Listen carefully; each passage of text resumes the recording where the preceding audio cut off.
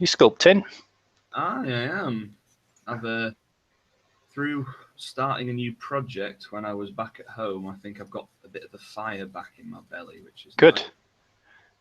Yeah, I've decided I'm going to do a range of 28mm scale, scientifically accurate dinosaurs. All right. Yeah, because I've always loved dinosaurs, and I've recently discovered a Facebook page called Paleo Artists. Right. Well, it's people who do like scientific illustrations of like up to date restorations of dinosaurs, and it's been really inspiring for me. So I thought I'd give it a go, and I posted my first sculpt on there, which was a 28mm Velociraptor, and they all loved it. Ah, brilliant. It's got about 110 likes. Let me see if I can link it to you. Yeah. Oh, that reminds me. We'll have to, if we can all keep an eye on the chat box, I'll send you a link now. Yeah,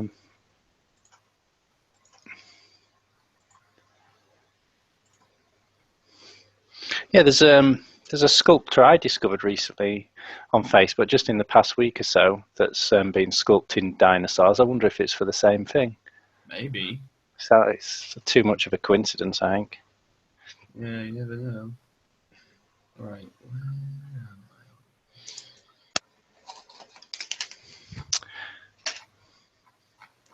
So it was my birthday yesterday. Was it?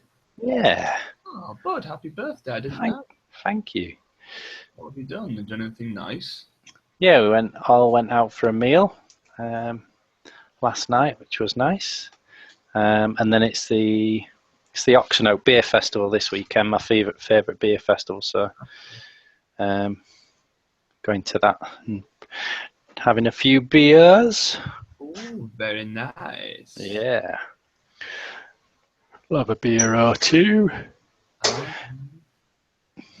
I think I might have to link it to you on my phone.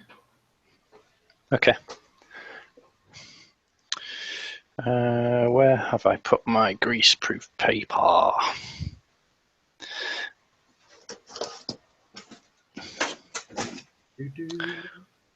So I've had a little change of plan. Do you know, for the Arcworlde diorama I've been planning? Yeah. Well, my plan was for chop the stones off the bottom of the rubble off the bottom of the giant's foot and have him pinning the neck of a dragon down. Yeah. And then I've re-sculpted him a little bit. I don't know if you can see it on my... I haven't got those on. Wait. There we go. Let me change camera. So, yeah, I was going to chop this off. Yeah. And then have him pinning this dragon's neck down. Or if, maybe sculpt it as if he's lopped it off. And then I wasn't going to do a strap. I've put his tree trunk on his back.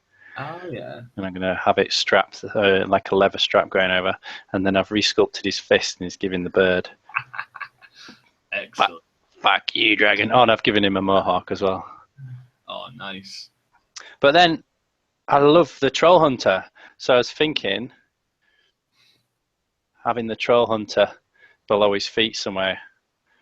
And you could always have him swearing at the troll hunter with his foot still on the dragon, saying, "Fuck you, I'm a better hunter than you are." Yeah, something like that. Or the troll hunter saying, "That kill was mine," or something like that. But my plan was to have the troll jumping off a cliff, about to clobber the giant over the head with his rock.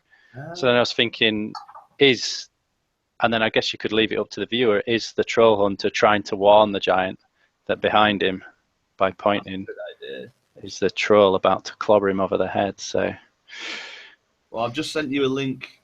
Just sent you a link to my Velociraptor sculpt. Ooh, let's have a look-see. I mean, like a 28mm Velociraptor is tiny, tiny.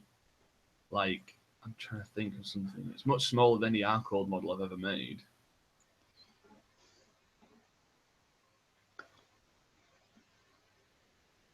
God, it's tiny, isn't it? That's really cool. Thanks, man. As I said, it was so nice to do something completely different.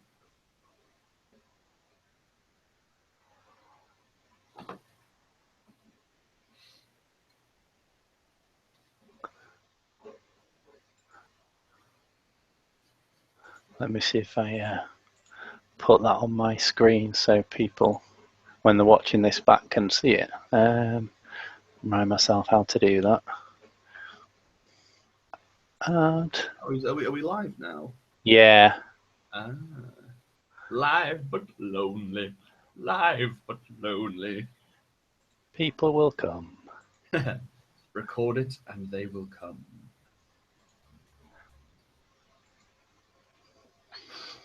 I was playing. Have you played Tomb Raider?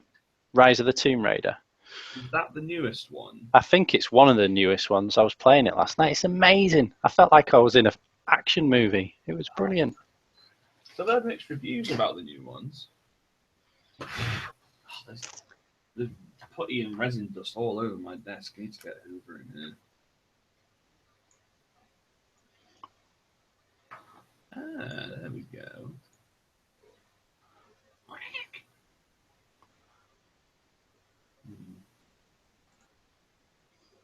And then yesterday for my birthday, I went to Hull to visit a company called Visor. Oh yeah. And they make virtual reality goggles and other stuff, virtual reality, and they demoed the HTC Vive for me. Oh nice. How was it? Oh, it blew my mind. They put this game on for me, and I was on the parapets of a castle, and so I had the two HTC Vive controllers, one in my left hand, one in my right hand. Yeah. And in the game, the left one turned into the bow, the right one turned into the arrow, and I was, pulling my arms apart and then letting go of the trigger on the right one to fire the arrows at the soldiers that were raiding the castle. And it was so realistic. The arc of the bow and aiming it. I really got into it. Oh, and every so often I'd get vertigo because I thought I was going to tumble over the edge of the parapet. It was brilliant. Sounds amazing. It was. Oh, future. Yeah.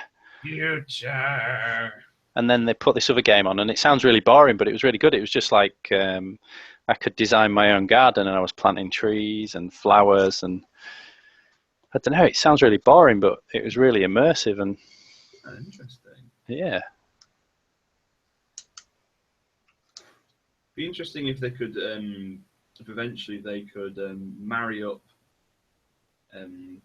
virtual reality with something like ZBrush, where you could sculpt something in VR, but using your hands, and like you would be sculpting a normal figure. That would be interesting to do. Well, there's a product. There's a game called Tilt Brush, which I think is like graffiti in VR, which looks really cool. So imagine it's not a million miles away for sculpting. No, definitely not. Oh, your dad's here, watching the Hangout.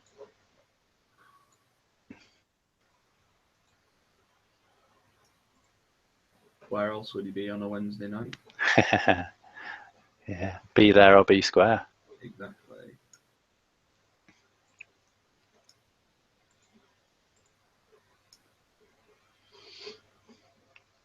So are we going to see Vikings and punks riding on the back of dinosaurs soon? Ooh, maybe. With machine guns. Maybe I'm just practicing for another unspecified game in the future. Something funky? Possibly funky, yeah. Daniel's here now. Hello, Raptor! Yeah, if you missed that, Daniel, that's a sculpt that Alex has been playing around with. Tiny little raptor. Doing some paleo art.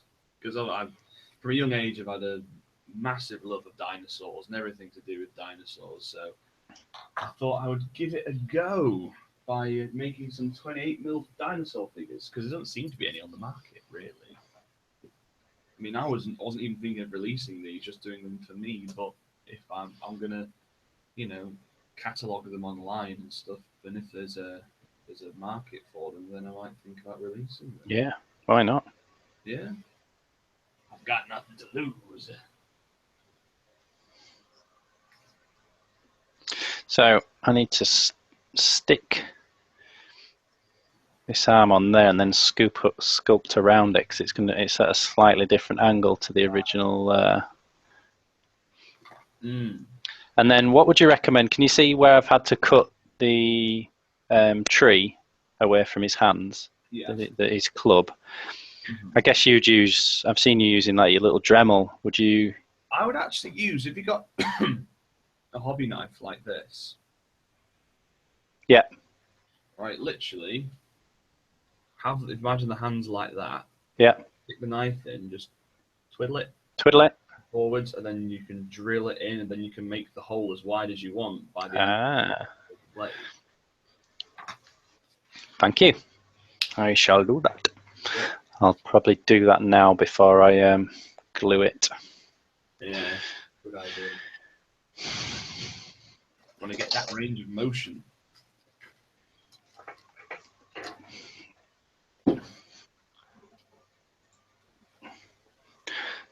So I'm surrounded by gene stealers at the moment. You've got the new. Was that from the original set, or the new ones? Both. So I bought that board game months ago, and I've been slowly painting them up, and then they've officially brought out the Gene Stealer cult now. So yeah, I've seen the miniatures of it. Yeah. I don't usually like stuff, so I was rather intrigued by it all. Yeah, they're very different, and they've got a lot of character, and they're very sinister. And the fluff is really good as well. The kind of clandestine, secret cult, embedding itself in a society for decades, even centuries, before they decide to make their move and take over the entire system. So yeah, because I remember reading up about it a little bit, and like, there's first generation, second generation, third generation. So how are the generations made? So the original Gene Stealer that might arrive on a planet, or in you remember the game Space Hulk? So I think the fluff with that was, the Marines would go and investigate these massive Hulk spaceships drifting, and would come across Gene Stealers. And what Gene Stealers do is that they infect, I think it's called the Gene Stealer kiss or something like that. They implant their DNA within a host, and then I think they either brainwash or something happens to the host that they don't remember the experience, and then when they return to their home planet, their DNA has been changed slightly, so then they may, get their wives or whoever pregnant, and then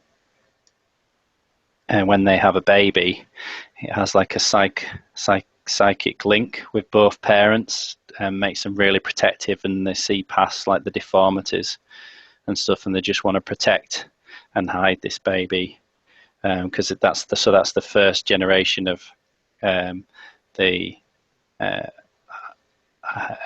Gene Stealers. So they just look like normal Gene Stealers. I think that might even become what's called the Patriarch, so the first, and then he'll spawn more Gene Stealers, and then they'll go around infecting people, and they're part human, you see. So then the next generation who are born are even more human. So I think they're the ones with like the 3 or 4 limbs, but look a little bit human, and then they go around infecting people, and then they look a little bit more human until you eventually get to the Magus and the Primus, and the others that look and can pass for humans. So they start infiltrating, positions of power, like in Parliament and things like that, and within the army, until they're called upon to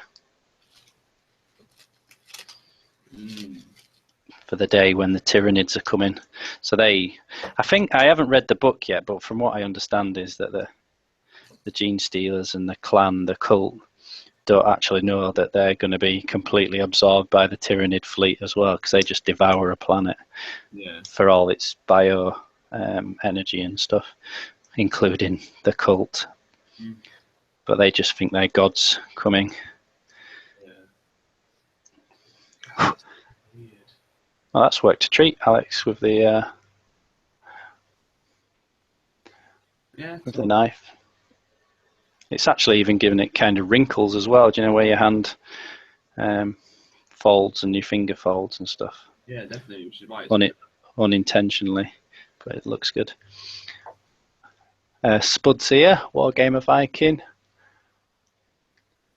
You clicked on your screen, so it's focused on your. Yep.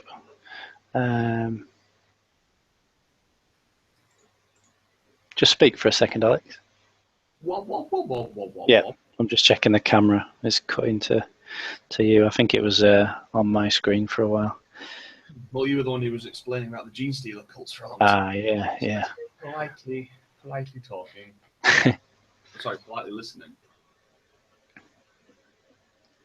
So I'm having a bit of birthday bubbly left over from yesterday. Very nice. You old dog. Yeah, 21, eh? Getting on. Tell the boys and girls how old you are. 38. Can't believe it. Bloody hell. What do you mean, bloody hell? Well, that's the thing. I never see you as 38. You always seem so much younger. Back to playing with toy soldiers usually. Well, that's true. And I've still got all my hair. That's true. Oh, like my older brother.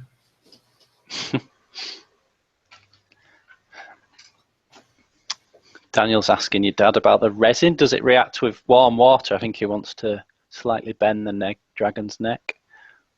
It doesn't react with it. It just softens it. Yeah, I think that's what he means.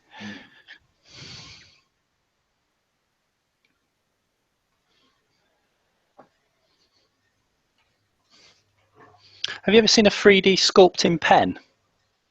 Yeah, they're the ones that kind of make like the network.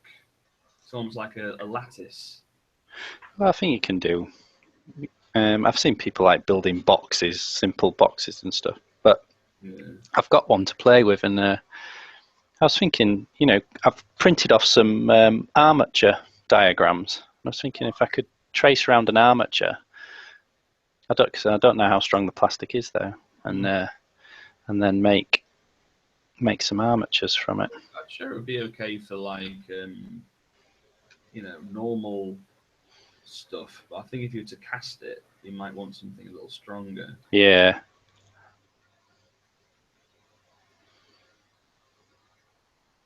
Oh, Daniel's wishing me a happy birthday. Thank you.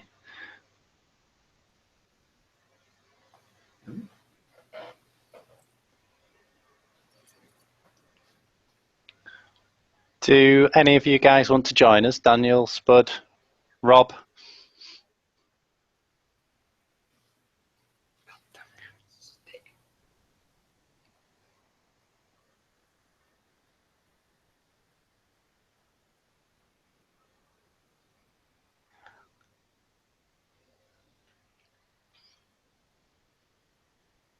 I'm quite pleased with the sculpting I've done on his middle finger. It looks pretty good. You've obviously seen a lot of middle fingers. I've got two to look at quite closely. Also, Adam, do you remember that glue that I bought at Crisis last year for like €10? Oh, yeah. We were like, €10? And the guy was like, oh, this is the best super glue you'll ever buy. It's like, mate, you don't need to sell it. It's super glue. I've still got it. It's still there. There's still about, that much left? Shows how much you use. I know, Jesus. €10 well spent. Kind of. Well, it got us out of a pickle, didn't it? Oh, it did. It's kind of thickened up somewhat. Oh. How come you've sprayed a bit on him? I think I was just starting to prime him once, and then I think I might have was priming something else and had a bit of paint left in the pot.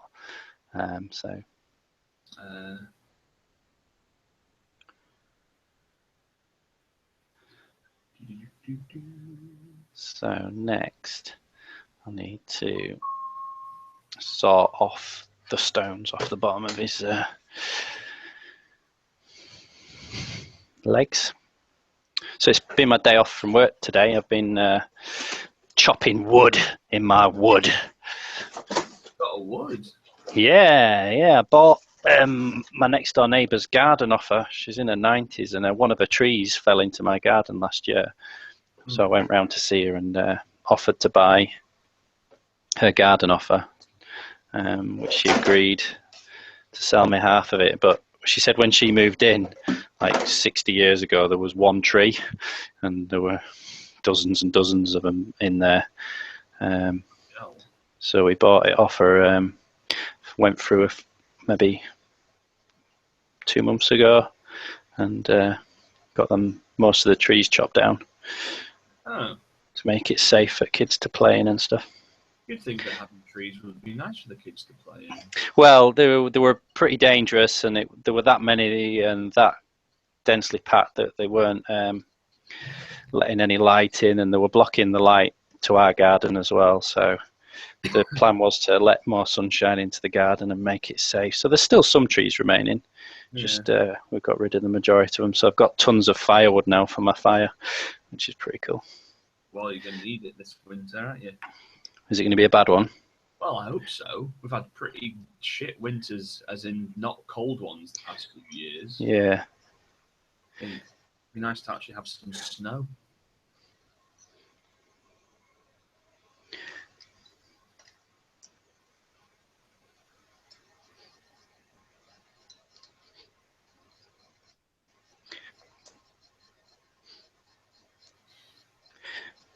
So I bought a chainsaw and been having lots of fun with a chainsaw.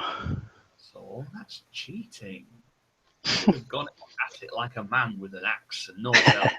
Well, I've got an axe as well, so I've been splitting all the logs when I get them to a decent size with the chainsaw, which is quite satisfying.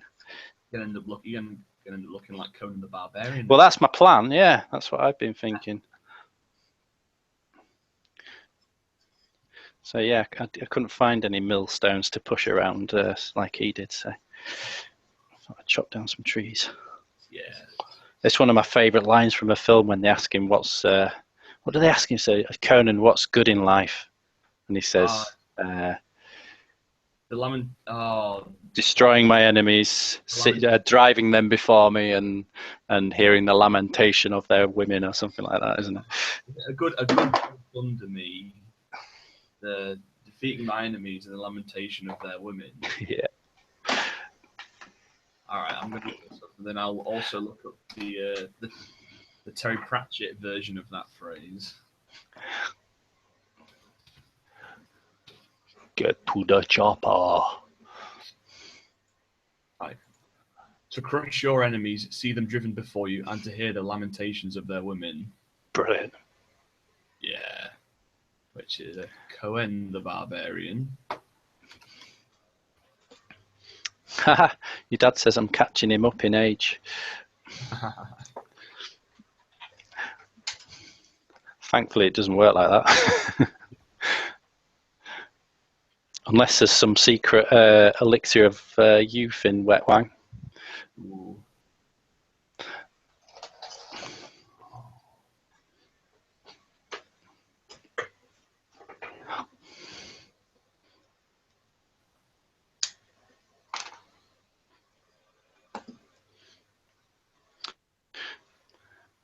So, rubble gone from under his foot now. Sweet. So he's going to be standing on this dragon.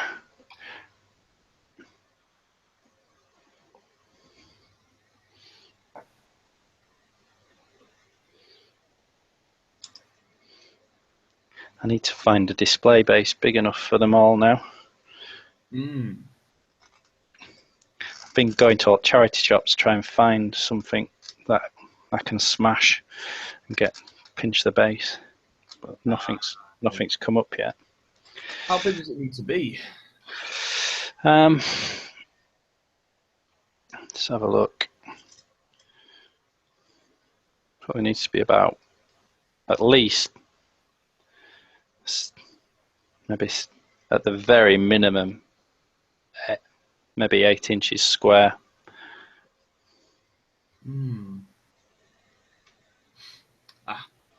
There we go. I've I found the Cohen the Barbarian quote. Oh yeah.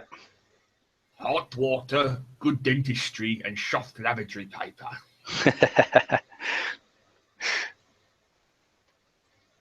Yep, very important, especially at his age.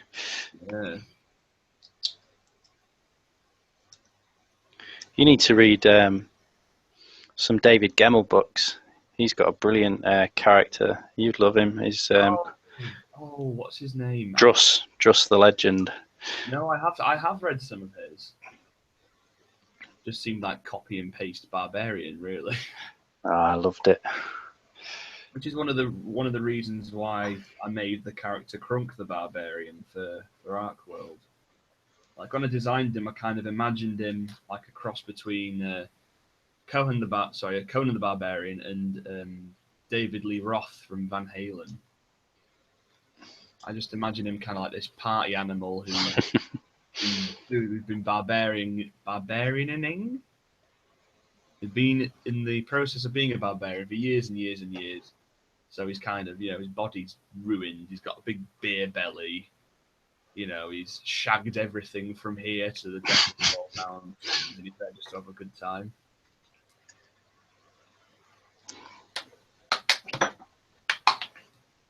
So I saw on Facebook you were asking for some ideas about a new pledge, or... Yeah, well, one of the empirical pledges from the first Arcworlde Kickstarter. Was that when you got everything? Yeah, ever? Everything ever from that. Going forwards. And he said that this Kickstarter is what's what I'm looking for? He's lacking one of those massive, exciting pledge that nobody in their right mind would really go for, but there just might be some people who'd be like, yeah, go on then. I can think, because with empirical pledges, it's very difficult to keep track of everything, and everything forever probably means in the long run it's costing me money rather than making me money. And another suggestion was the custom sculpts and stuff like that I did in the first Kickstarter, but the problem what were those custom sculpts? Yeah, there was one called a Champion Pledge and one called a Monster Pledge. And the Champion one, you got to design a character to fit on a 30mm base, and you would get the casts of that character as well as a standard pledge. Or Monster, where you could design something for a 60mm base. Oh wow! But the problem was I kept putting them back and back and back and back, and I don't know. I felt it was more of I felt really bad for not doing it much more sooner. And with the sculpting schedule that I have at the moment, it would be very difficult to fit anything else in, really. So it's safer for me to not offer it than to offer it and end up being late. Yeah. So we need alternative ideas. Yeah.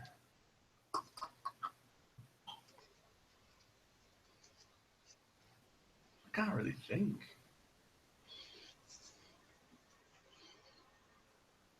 I don't know. A personal sculpting lesson. Yeah, someone might.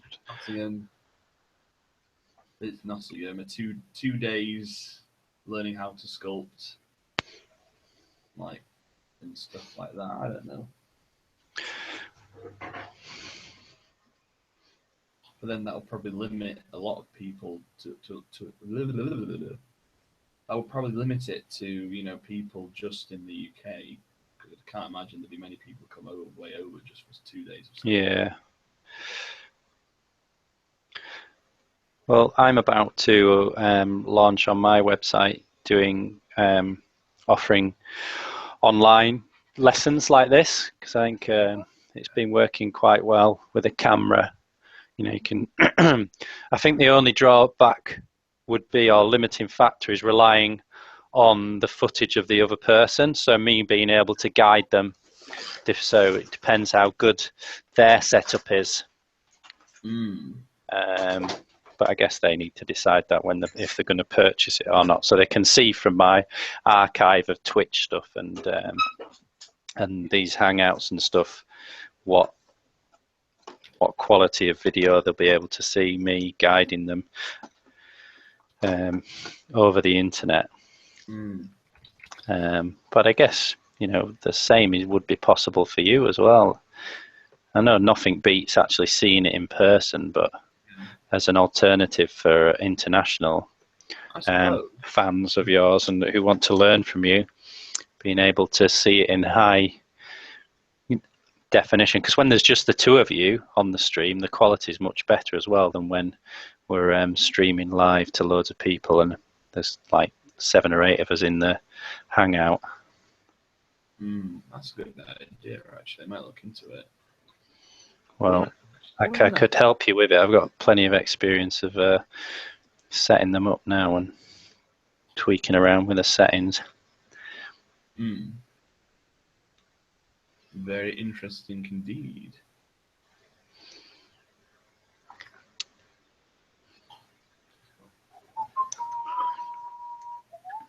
I mean, some Kickstarters have had like fully painted pledges, haven't they? Yeah, but no, I don't agree with that. You should paint models that you buy. I mean, I know that there are a few guys in the Arcworlde fan base who do get other people to paint their models, but I don't know. I always think it kind of takes something away from the hobby. Yeah, it's not for everyone though, is it? No.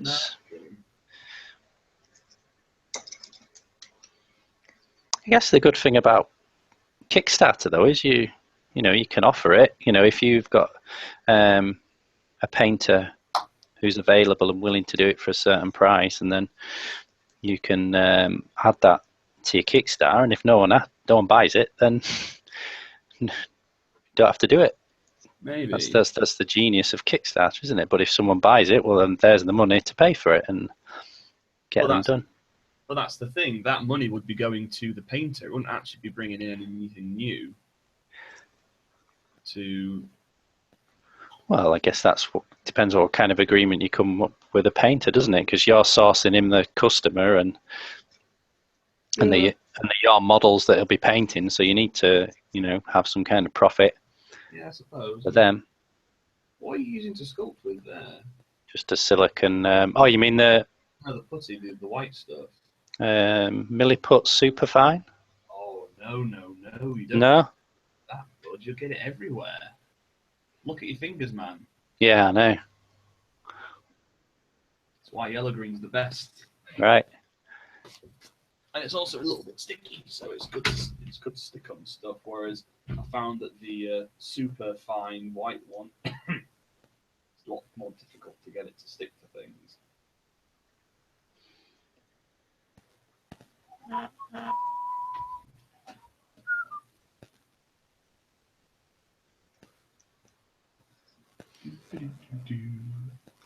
I tend to just use it for filling gaps because it's really, you can get it super smooth. But I don't know, it's done the job. Aye. Be sure to build out that shoulder a little bit more, though. Yeah. Yeah. Whereabouts? Just the kind of because you've got the shoulder there, and then the arms kind of go. You can see that little bump there on the left-hand side. Yeah. Where you need to kind of build that shoulder muscle over the top of that bump. Right. Okay. Hang on. Look, just hold your giant there. I'll do a screenshot and I'll send it to you. And I'll just. All right. Right. Just turn it. Let me. I'll put my camera on permanently. So. Yeah. There. Stop. Hang on. Turn it back again.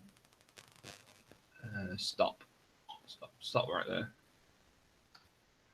Right, okay. Carry on, Ale. You, okay. Right. Oh, catch up on some chat. Henry Collier, I buy into sculpting tutorial pledge. There you go. Oh, I'd buy into. That's what Henry Collier says. He'd buy into a sculpting tutorial. Excellent. Daniel says sculpting tutorial sounds awesome. And your online endorsement.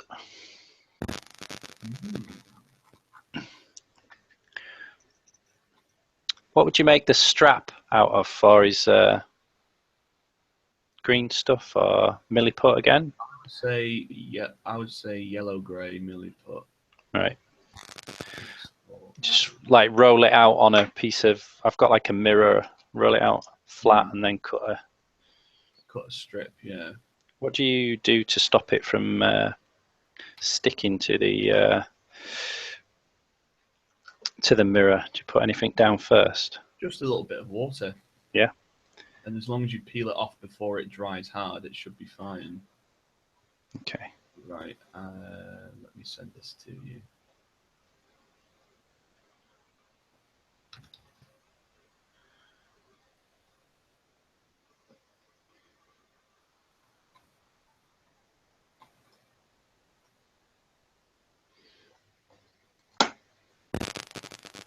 There we go, bud. I've just sent you an image. Thank you.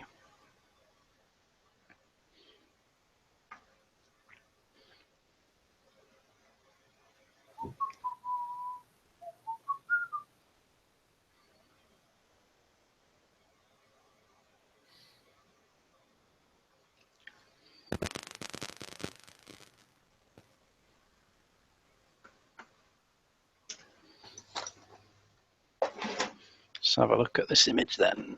On Facebook, yeah? On Facebook, yeah.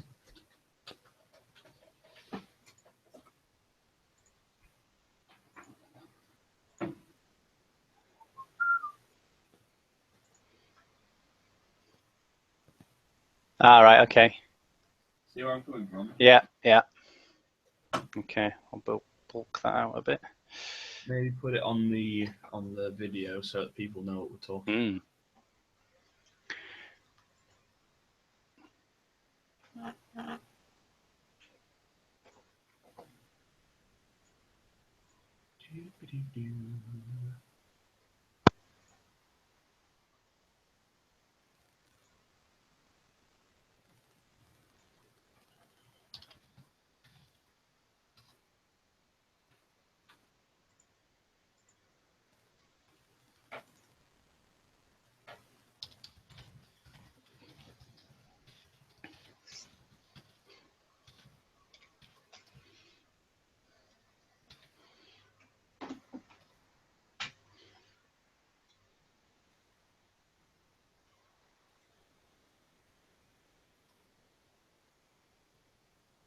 There we go. So you kind of see. Oops.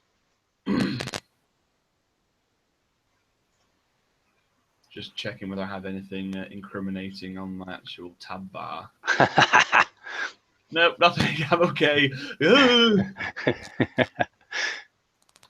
But yes, if you see, I've made the green slightly transparent so you can see where there's a little bump where the arm transitions to the shoulder. You need to kind of make a cap over that where the shoulder muscle would be. Okay. I'll do that. Thank you, Alex. All right, sir. Okay.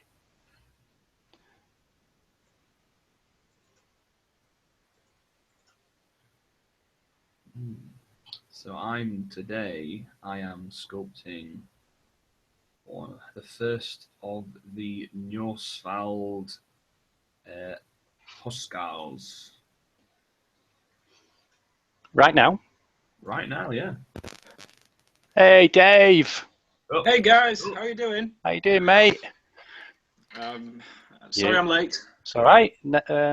Always a pleasure to have you here. You're a bit sideways at the moment. Well, not a bit. You are sideways. Again. Again. Is that better? Yes. Every single week, innit? I know. I thought you would have sorted it out by now. It's weird. But I think I've sussed it. Get it sorted. Get it sorted, lad. So I got some exciting news, guys. Oh, I'm painting the third Ogre Trooper. hey. Third? How many have you got, man? I've got 3.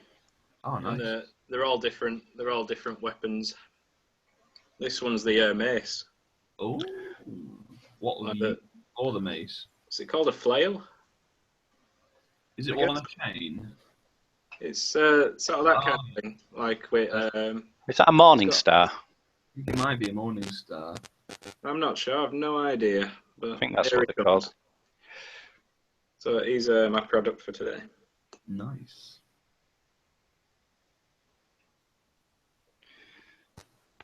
So have I missed anything? Alex Not showed really. us he's been sculpting a velociraptor. Oh, what for Arcworlde? No, just for my own Just for personal. fun. That sounds amazing. Yeah, because I've realised there's not that many 28mm dinosaurs, like scientifically accurate dinosaurs models out there on the market. You know, This is very true. the closest you can get is Jurassic Park, which, as anyone who knows anything about dinosaurs knows, is often extremely inaccurate.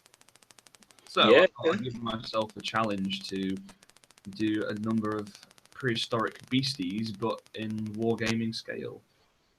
That sounds amazing. Yeah, might not even sell them, just for me, Do it. because I've been getting too caught up with everything, and I came to the conclusion the other week that I hadn't sculpted anything for fun in months. Oh, so Everything. is it like a chore now? Well, I wouldn't say it's a chore. It's just kind of I don't have that spark that I used to do. That sort of Arcworlde. Well, that's the thing. I sculpt because I have to, rather than I sculpt because I really want to. So it was nice to kind of work on something which I knew I wasn't having to make, to pay my bills or anything else. Oh, well, good for you, mate. I'm glad. Is there any way of getting the image up to show Davey? Yeah, I'll, bear with me. It was my birthday yesterday, Dave. I forgot to mention that earlier. Oh my God, I'm so sorry. I missed that. That's all right. Happy birthday, mate. Thank you. Don't mind me asking how old you are? 38. Oh, wow. So we're the young pups, Dave. I know. Your running days are done, mate. Well, I've been to see my physio today. My knee's wrecked. Oh dear. Yeah. Anyway, you should be able to see on my screen the Velociraptor. If I keep talking, la la la la la. Looks like a dangerous chicken. Aye, well, that's what they were. Yeah, that's what they look like, wasn't it? Yeah, velociraptors were covered in feathers. That is crazy. It's really small. Oh yeah, it's like, well, velociraptors are meant to be about the size of a turkey.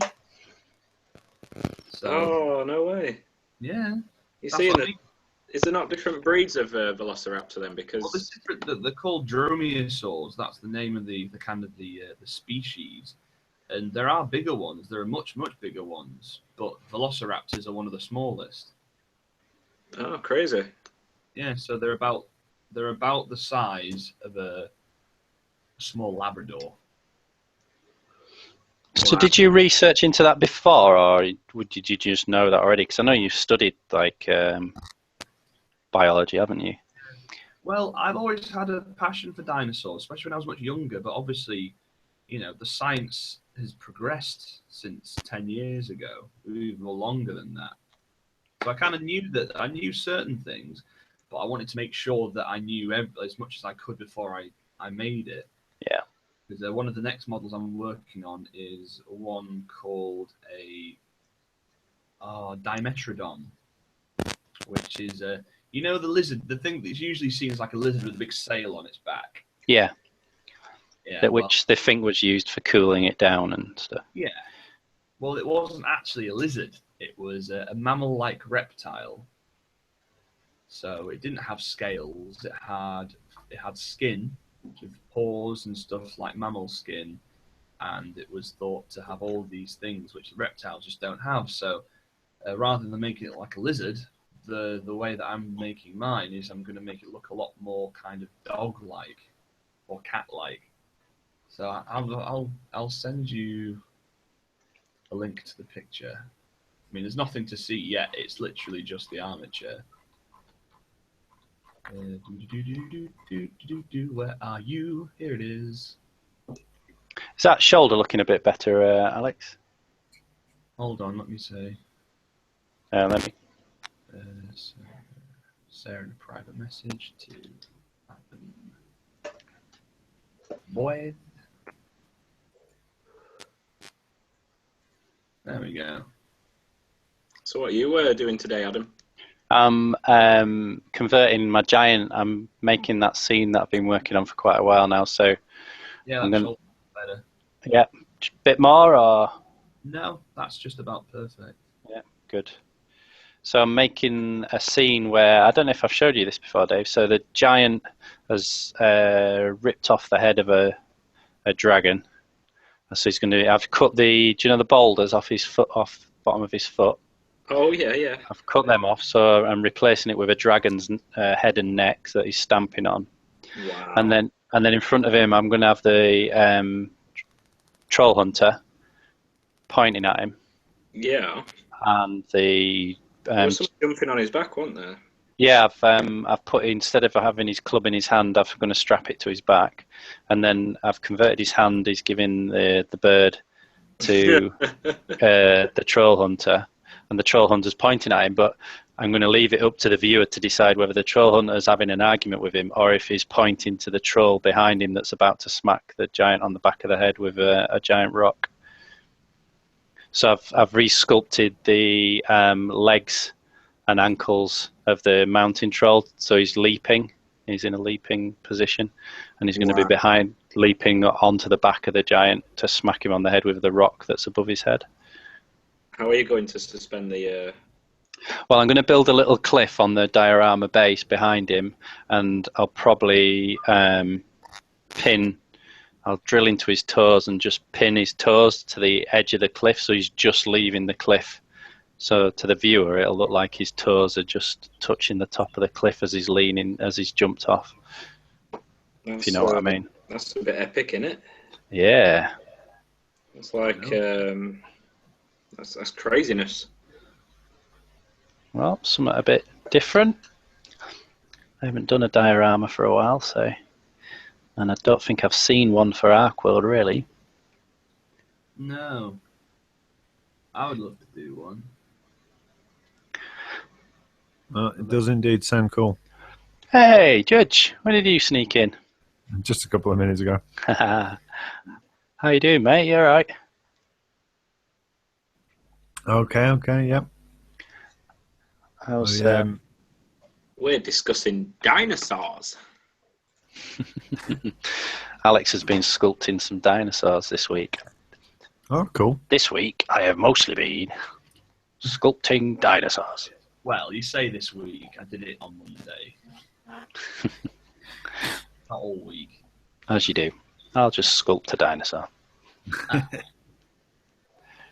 How's the Thane coming along, Judge? Well, I haven't done any more paint job on him yet.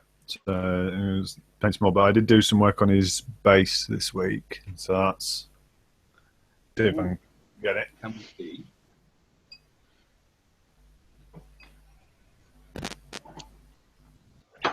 So you know the dinosaur, Alex? Aye. You know, we need like David Attenborough. Like, you know, like, here is the miniature dangerous chicken. Well, according to Alex's dad on the chat box, Alex has got all the knowledge. He says when Alex was a little boy, he knew all about dinosaurs. It's true. True.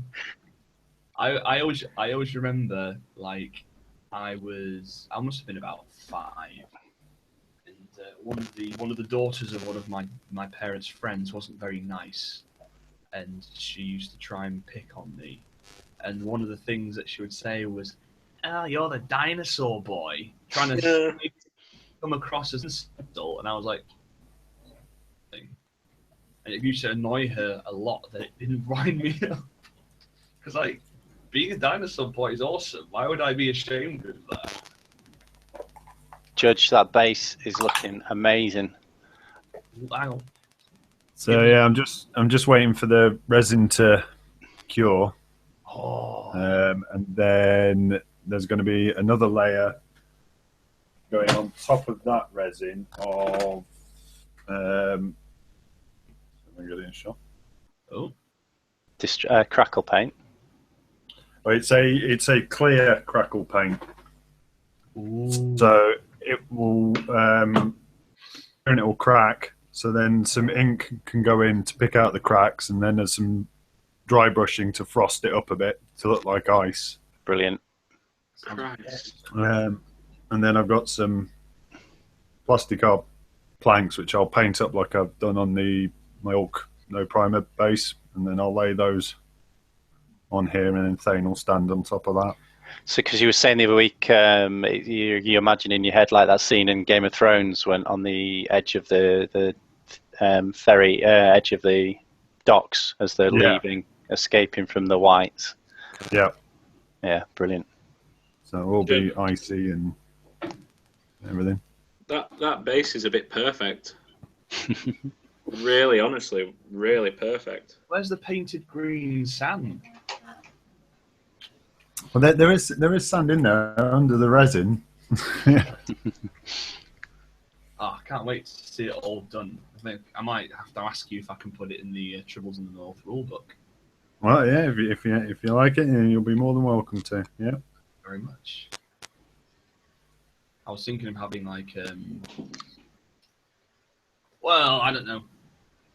I suppose I wouldn't really be able to have a guest painter's part because I'd have to send the book out with everything else, so people won't have the chance to paint their figures up. It's a shame.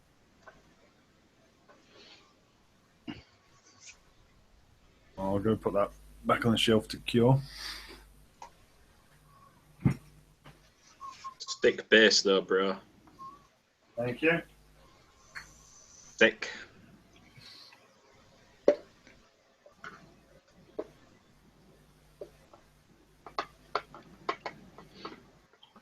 Dave, I've been playing loads of Portal 2 recently. I'm loving it.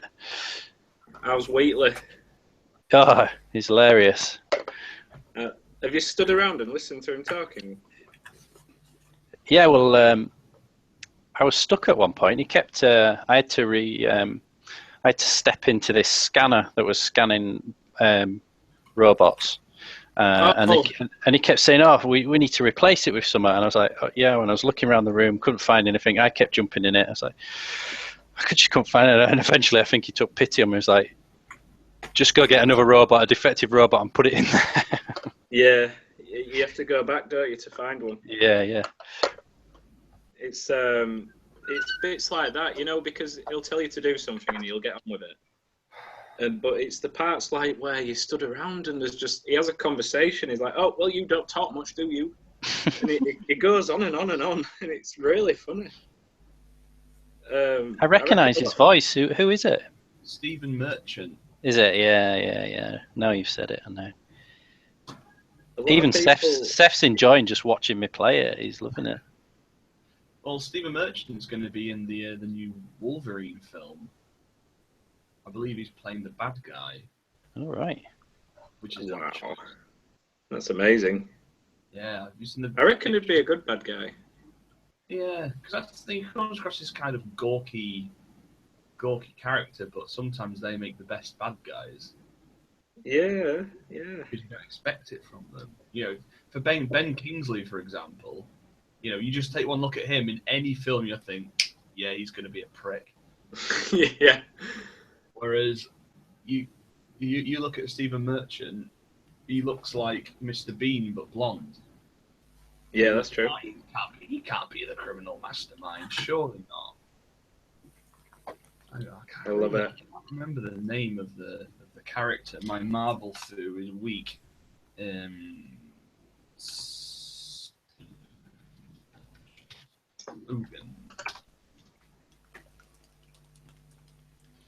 Caliban.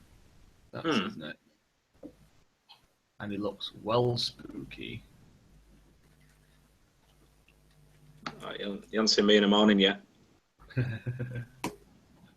Yeah, did you hear that? That's an invite. Yet. Right, I've posted a link to our private personal chat.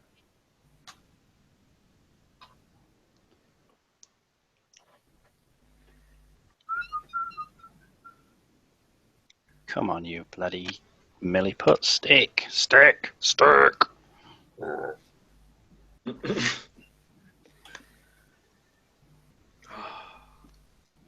fuck. I'm really struggling, but he just cut a piece of paper and then sculpt on top of the paper. The nipple will probably stick to the paper easier than it would to the resin.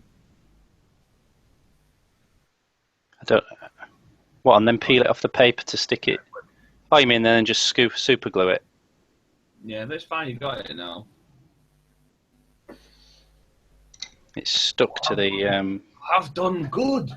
Adam Sad. You're done very good. You've done very good. You've done me proud. It's been great honour. What have you got tattooed on your arm, Dave? Oh, out the corner there. I don't know if you can see that in this light, but there's Playing cards. playing cards. Yeah. Ah, is there a story behind that? I like cards, Ah, nice. but the numbers on the card are I think they're my birthday. Ah, okay. Have you got any of the Arcworlde cards yet? No, not yet. I've seen Adam's. They look amazing. Ah, thank you. You're quite into your cards, aren't you, Dave? I've Is got it the about- bicycle? Bicycle. Oh, they're fantastic. I love them. Mm. I've got about 7 packs of cards, and they're all like unique. Mm. None of that standard crap. No. So, are you into card games, or do you just like the cards? Everything. What games are you into? Other games other than Arcworlde. No, just like, what playing card games are you into? Like, you into poker? Oh, I like poker. Blackjack? I used to play rummy with my old man. Oh, yeah. I used to love doing that. Especially like it's sort of like a blackout sort of tradition. We get cards out. We used to play card games when we went caravanning as a kid. Yeah, it's one of those things. Have you ever a game called Oki Noki? Because no one else I've spoken to knows what it is, yet we used to play it in our house or in our caravan all the time. Sounds familiar. What's the rules of it? Oki Noki. Because we might know it as something different. Yeah, it's where everyone sits in a circle. It's usually best to play it with lots of people, and you all sit around the circle and you have a hand, and you draw cards out of. No, you have to place a card down, and each card has a different rule. Like pick up 2 and stuff. Yeah, kind of. Or like miss a go, or miss a go. You can cancel out other cards. Yeah. Oh, I love that game. And I think another one of the things you had a jack, or I think it was a jack. If you put a jack down, if the person next to you didn't have a jack, they had to pick up a card or 2 cards or whatever. But if they put down another jack, they had to double it then. Doubled unless. So if you got 4 jacks in a row, then the guy at the end had to pick up like 16 cards or something like that. Yeah, what's that called round here, Dave? Isn't that called blackjack? I'm not sure. We've always known it as. Oh, I'm not sure, but it's a fun game, especially when you're drunk. It's good to have someone you've got a grudge against, sat next to you. Yeah, definitely. Is it hockey? Hockey.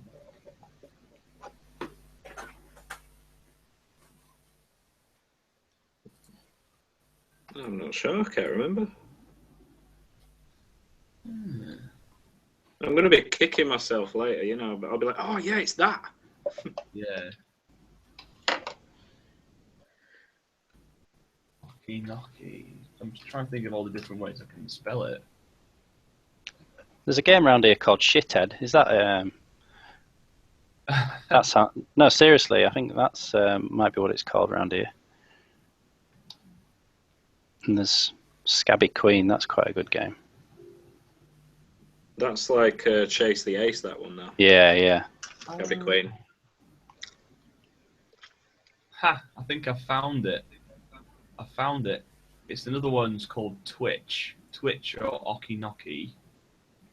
Right. Uses a standard pack of 52 cards. 7 cards are dealt to each player and 8 cards to the dealer who starts. The remaining cards form a stockpile. Players either follow suit or rank and draw a card from the stock if they can. Some cards have special properties. So you can only put a card down if it's the same number as the card before you, or if it's the same suit as the card. Yep, that's right. Yeah. So if you draw an 8, the next player misses a turn, but then they don't have to draw a card from the pack. An ace reverses the order of play, so that it goes the other way around. A 2 can only be followed by another 2, and if you haven't got a 2, you have to take 2 cards from the deck, and that's the one where it carries on. So if you have 4 2s in a row, then you have to pick up 8 cards in the end. Yeah. Jack is the wild card, where any jack can be played on anything except a live 2, but the player must state what suit they want to follow. Further rules: anyone who plays his next to last card must knock sharply on the table as he does so, saying "Okinoki." If he forgets, he is not allowed to go out on his next turn, even if he holds the right card. The game ends when one person has exhausted their hand. Each player scores the total pip value in his hand. The overall winner is the one with the lowest score when one player reaches a total. Yeah, that is the exact game that we used to play. I'm glad I found it. Our cards meant, so we maybe played different cards to mean different things. Yeah. Like an ace could change suit. Well, that's what I said. I know it was a jack, and the ace changes the round. Stuff like that, yeah, it is a quality game. A lot of fun. I just need friends to play games with me. I guess. Well, that's what Adam's for. Go on then, Adam. Let's have a game sometime. All right.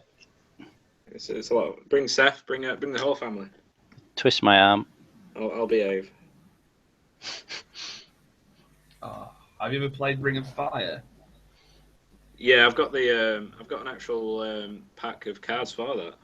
Oh, nice. I didn't realise they existed. Yeah, it's really good. It's a lot of fun. 'Cause the actual card tells you what to do as soon as you draw it. Ah, cool. Yeah, I'll have to get some of those because there's a lad in our friendship group. He's one of my bestest friends in the whole world, and his nickname, one of his many nicknames, is Tyrant.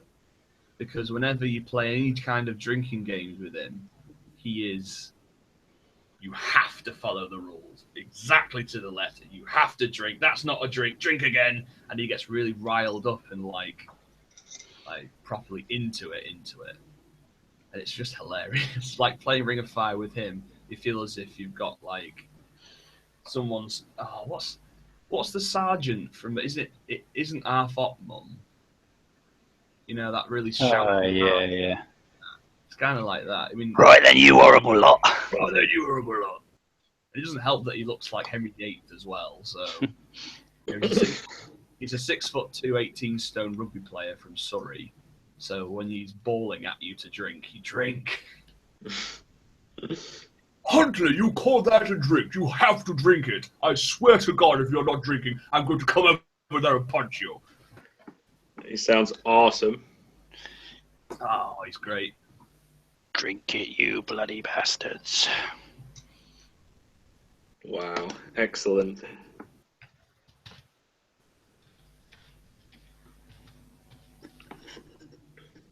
Try to think of other good drinking games. We play one usually with celebrities. Celebrity? Celebrities? Let's just say Sean Connery then, yeah? His initials are SC. Yeah. So if you said Sean Connery, his last initial being C, I'd have to think of someone beginning with C, so I could say Charles Dance. Okay. So you'd be on D then. Davy Davison. Right. A name with a double barrel, sort of double D or double F, double anything, that is an automatic drink. Oh yeah, we play a version of that called Drink While You Think. So if you have to pause and think about what answer I'm going to give, you have to be drinking while you're thinking. Ah, that sounds messy. Yeah, That's horrible. yeah, it does get a bit messy. So what kind of things would you say to, would you ask them questions? Would it be thinking of names or whatever? It's that exact same game. So I'd start off with, let's say, Roger Moore, and then you'd have to say a name that begins with M. But while you were thinking of that, if you weren't fast enough, you'd have to be drinking. But how long is the pause? Like, how long would you have to wait before you start drinking to think? It's usually everyone just starts shouting at you, "Drink while you think." So it just depends on your friendship group, how quick they are to make you put the alternate one, angry mob. At me Yeah. Before the last person had even started. Well, I'm the king of that game because I know so many. Yeah. But you're cosmopolitan and you follow all the Kardashians and all the other celebrities, don't you, Dave? I'm all about Tower. Oh, mate. Well, guys, I think we should have a game now. If you want to. Yeah, all right, bring it on. Let's do it. Do it, Judge. You in? Right. So, Well, I wasn't paying too much attention, but I'll give it a go. So, on my screen, it goes Alex, Judge, Adam, and me. So I'm after Judge, okay. Yeah. So, Alex, you go first, mate. Okay. Brian Blessed, drink. Bob Marley. Michael Jackson. Janet Jackson. So that comes back to me, doesn't it? Jeremy Springer. Simon Garfunkel. Oh, God. Graham Norton? Nice. All right. Is it me? Yep. Drink while you think. Naomi Fox. Felicia Day.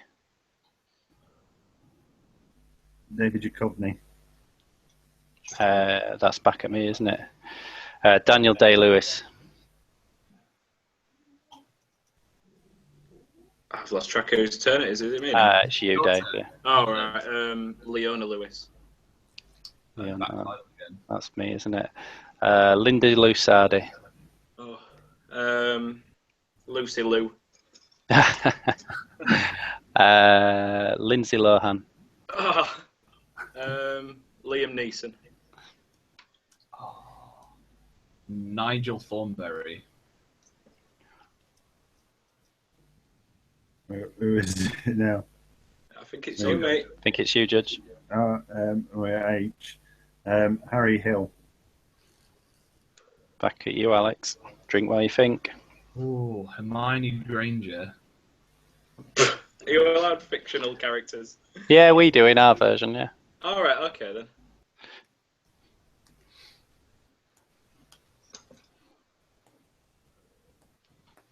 Gee, is it on me? Sorry. Yeah. Yep. Goldie Hawn. I'm actually drinking while I'm thinking. Wee, lad. Harry Enfield. Elijah Wood. Wood. Winona Ryder.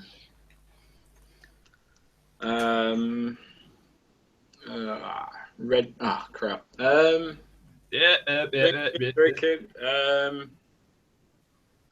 Drink while you think. Drink while you think. Oh my god.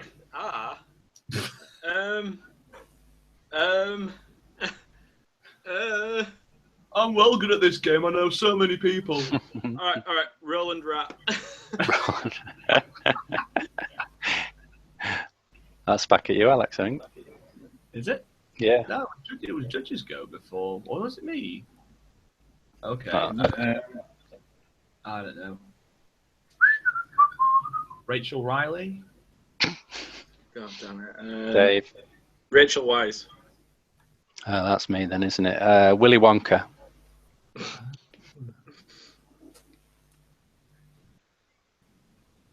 Which way is that gone?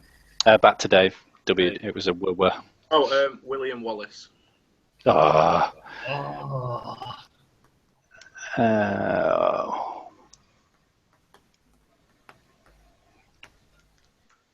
Wayne Gretzky. Is it back to me now? I'll judge. No, it's Judge. Gareth Bale. Bale. Beelzebub. On names like Cher and Beelzebub, Yeah. it stays the same letter. I'm going to say Barry White.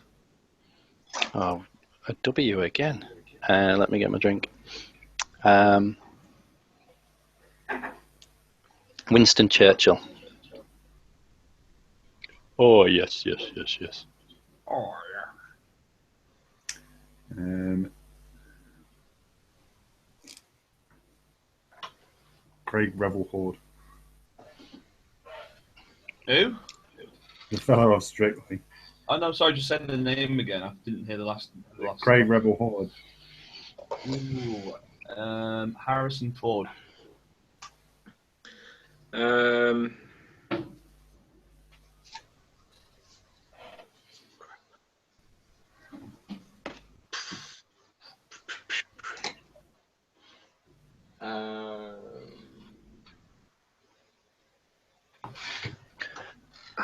I'm out. I'm drunk.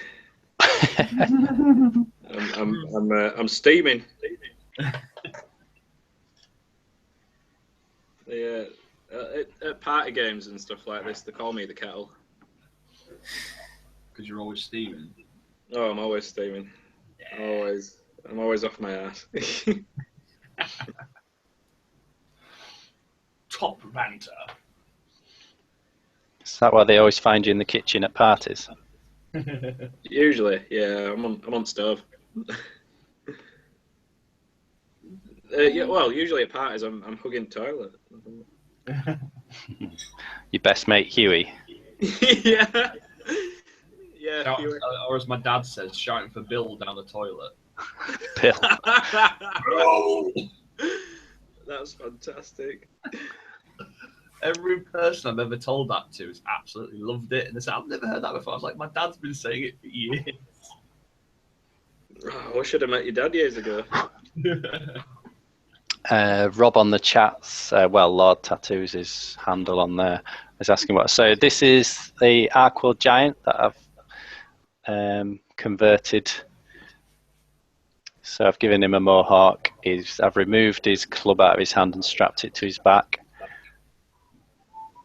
And I've given him. He's given the bird to the troll hunter, who's going to be stood in front of him, pointing at him. And I've removed the rubble from under his foot, and he's going to be stood on this dragon's head that he's chopped off. And then behind him, this troll with a rock. I've resculpted his ankles, and he's going to be leaping off a cliff to hit the giant on the back of the head with a rock. Nice. That's the plan, anyway.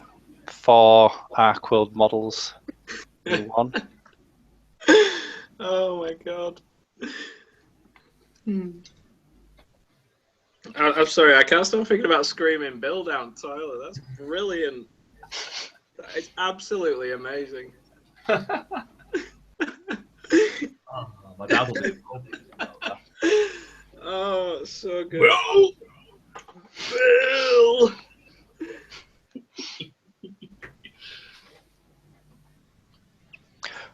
Oh.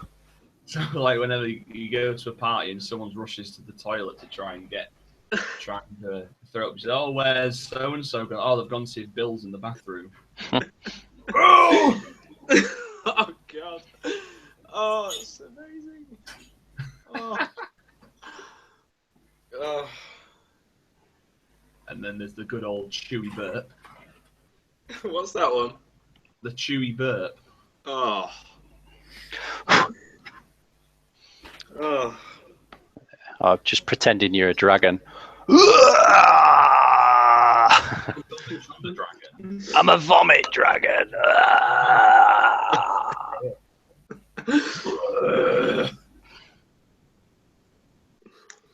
Oh, how old are you? Sorry again, Adam. Like, Too old to be vomiting down toilets.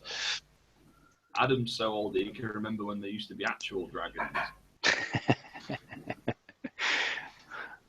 Yeah, well, count yourself lucky, Alex. There were loads around Wet Wang. Oh. I disposed of them all. It always reminds me of this post that keeps cropping up on Facebook, and it's about, oh, this politician promised this. This politician promised this. Odin promised to get rid of ice giants. Do you see any ice giants? Oh, yeah, I've seen that. 2000. It's usually about Jesus, though, isn't it? Yeah. Jesus promised to get rid of all our sins or something like that. Oh, no, wicked people or something like that. But then Odin promised to get rid of ice giants. It's funny because I've got this. Bloody hell. Who's that? that's Pooch. I'm very sorry. Oh, crap, I've just spilled super glue on myself. Release the hounds, Smithers. Excellent. Actually, it was because of The Simpsons that I learned the only word I know in German. Because apparently in the German Simpsons, Mr. Burns goes, "Ausgezeichnet." I just remember, it's for the first time I ever went to Germany was to go to the RPC convention in Cologne, 2015, and I went to stay with my friend. Went to go and stay with one of my buddies over there, and he was like, "Alex, you're going to have to learn how to speak some German if you're going to be staying here." I'm like, "Oh, go on then. Try and say some words I can try to remember." And for some reason, he latched onto that one, so it's the only one I know. Do they make perfume in Cologne?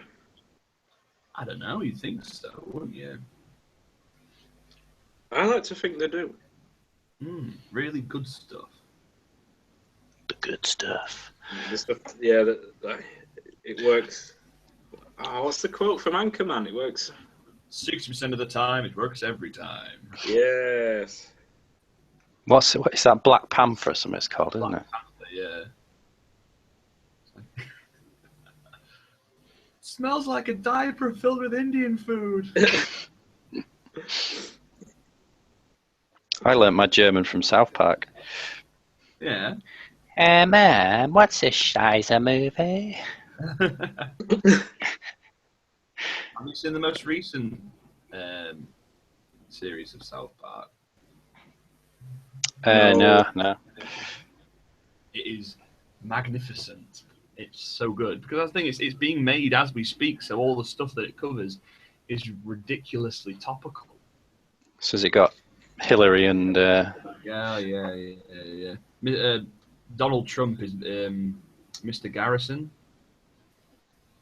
And Mr. Garrison is being used Donald Trump. It's so good.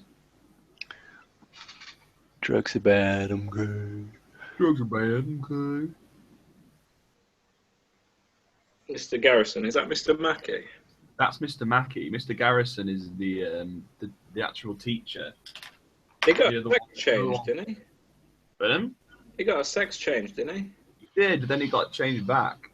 Oh, has he still got? Is it Mr. Hat?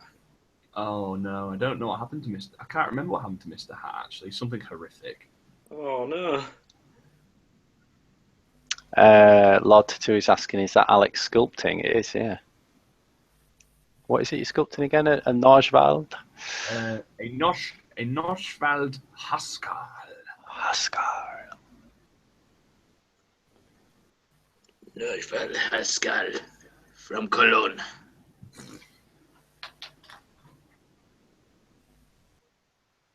Is that the armour you're painting there, Judge? Yep. Nice. So it's Ooh, kind of, there it you feels go. like, Yeah. I don't know if it's the camera. It looks like it's got a blue tinge to it. Yeah. Yeah. I guess it'll suit the cold feel you're going for. Is it real metals or is it non-metallic metals? This is all non-metallic. I rarely use metallics. Sometimes I do, but quite often I don't tend to use them because I find I just end up getting mixed up with my brushes and end up with metallic pigment over everything. And it just annoys me. So I tend not to use it. To do most stuff with just flat paint. Do you find it an enjoyable challenge or is it a necessary evil? Yeah, I just find it. I just prefer to work that way. Yeah, it's just fine. I mean, whether this will, I'm not particularly going for a sort of non-metallic look. This will come out probably a very black with a blue feel. So I may go around and add extra damage to it, so it looks more like it's sort of a coated metal or something like that, rather than a just straight metal. If I was going for straight metal on the armor, I probably would have gone for more grey, whereas this I've gone from a black to the blue. I'd have gone from a grey to the blue probably. Fantastic job. How long did it take you so far? How long have I been here? About 3 hours. You've been here about 3 weeks? I did the head last week and then this armor so far. And then the base. I did most of that. Not last night, the night before. I just put the resin in last night. So what do you do when you're not painting then, Judge? What's your day job? I program websites. I work for a local company maintaining all their sites and stuff. Ah, cool. So you paint to wind down after a hard day at the office then? Yeah, I got into painting to have a hobby that didn't involve a screen. Okay. So did you get into it quite late then? Yeah, I mean, when I was a kid, I always liked the idea of it. I never did it. And then when I got older, when I was about 26, something like that, I thought I need a hobby that doesn't involve the screen. I thought, well, I used to like the idea of all those models. I'll have a look into that. So I went to a local store, bought myself a box set, and went at it. Amazing. So how long has it taken you to get so good? So if I started when I was about 26, I had a couple of years, off when I started. I got married and had kids and that sort of stuff. So about 10 years I've been painting.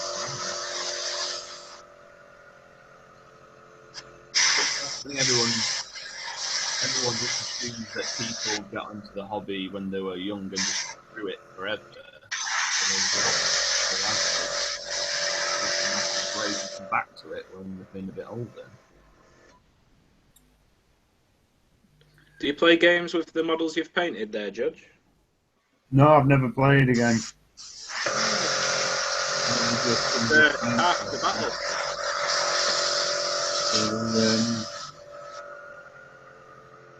I suppose one of the things is like, because I paint for the sake of painting, I take an excessive amount of time usually on each figure that armies become sort of impractical. Yeah, I get that. I've only ever done one playable force for my entire hobby career, and that was a 3,000 point Lizardman army for Warhammer, and that was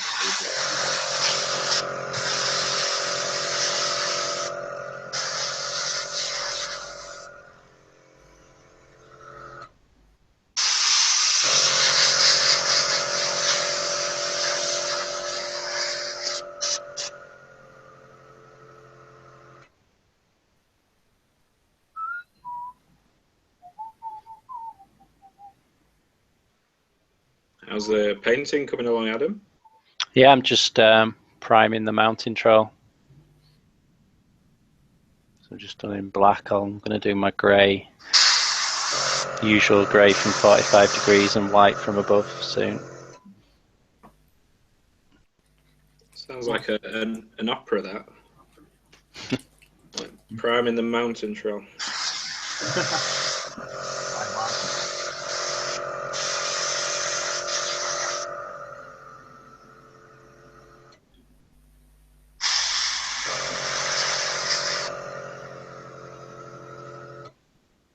With permission, Alex, I'd like to use the screaming at Bill down the toilet. I'd like to quote you on that one. Well, my dad is staying.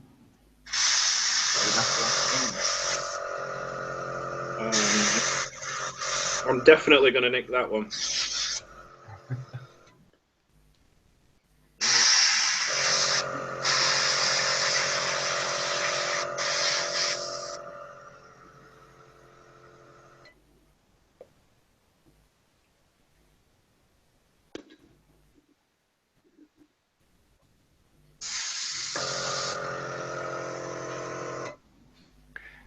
Do you fancy the beer festival this weekend, Dave? Where is it? The Oxenote. Well, it starts at Keighley train station. And you catch the steam train up to Oxenote. All right. What time? We're going on Saturday. I think we're going to go quite early, about 5. And then in the afternoon, and see how much we can take, and then head back for a curry. I'll have to let you know, my friend. I think might be working, maybe. Probably No will worries. be. But I will let you know. Sounds good. It is good. It's a good beer festival. I think I saw you last year. You were laid down. Yeah, I was planking in front of a steam train. As you do. That was fantastic. Something else happened on that day. There were a live band and I could hear it from work. Oh yeah, because it's right behind where you work is Keighley train station, isn't it? Yeah, it's great. So I was going for as many breaks as I could. It's good, yeah. It's live music, loads of real ales, loads of ciders, and very good prices. Yeah, well, they do like this token system. So you, I think you buy like 10 beer tokens for £7. And then I think that gets you 7 halves. So I don't think it's too bad. Halves? Yeah. So you can spend 2 tokens on a pint. That's still pretty good, I reckon. So what's that? That's 3.5 pints for £7. yeah, 3.5 pints for £7. Yeah. Pretty good.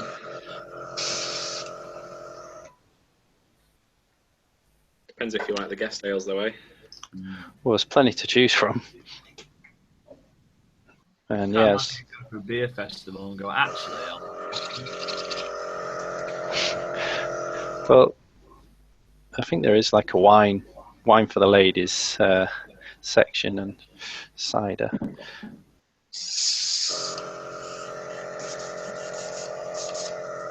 sure there are many ladies there who love beer. Oh yeah, well my wife's going to be there this weekend, and she likes the beer. She likes the beer. Tis Keithley. Yeah.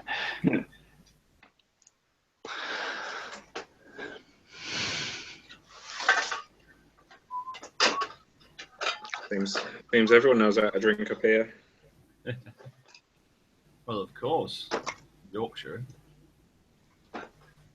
Making me all Aye. proud. Yeah, very much.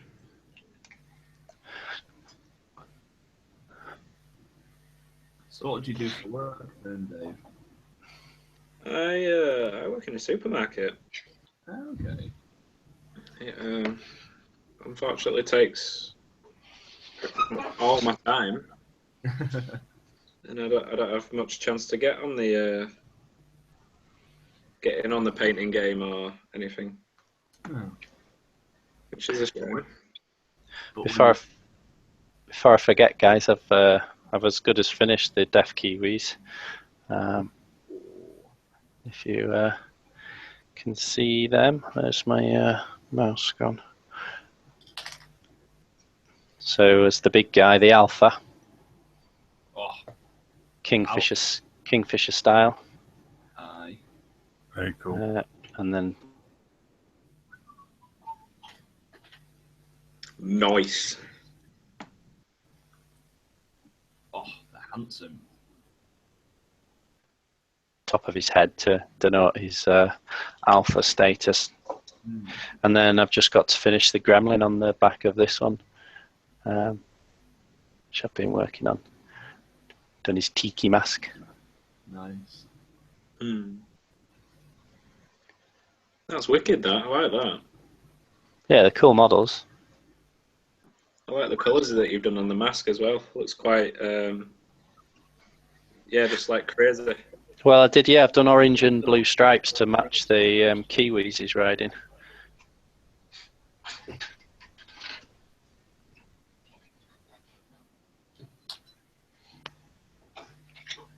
Oh, are there any more comments that we need to look at? I haven't been checking.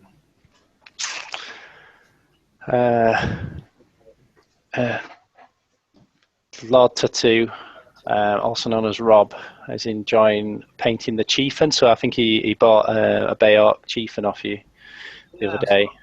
Saw a picture on Facebook.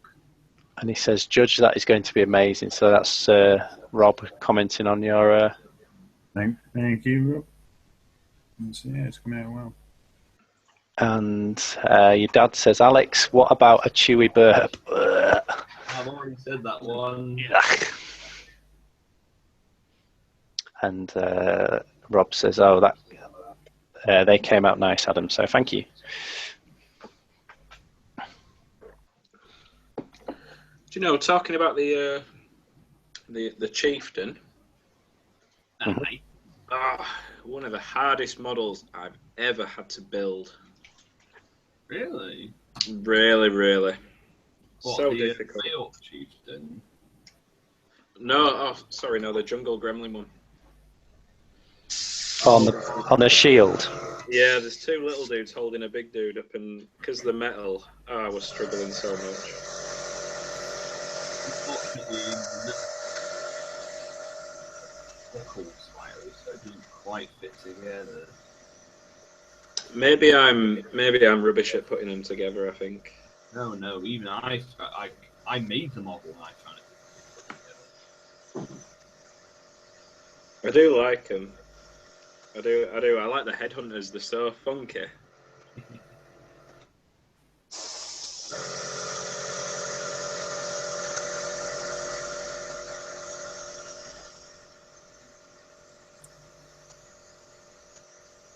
Oh wow.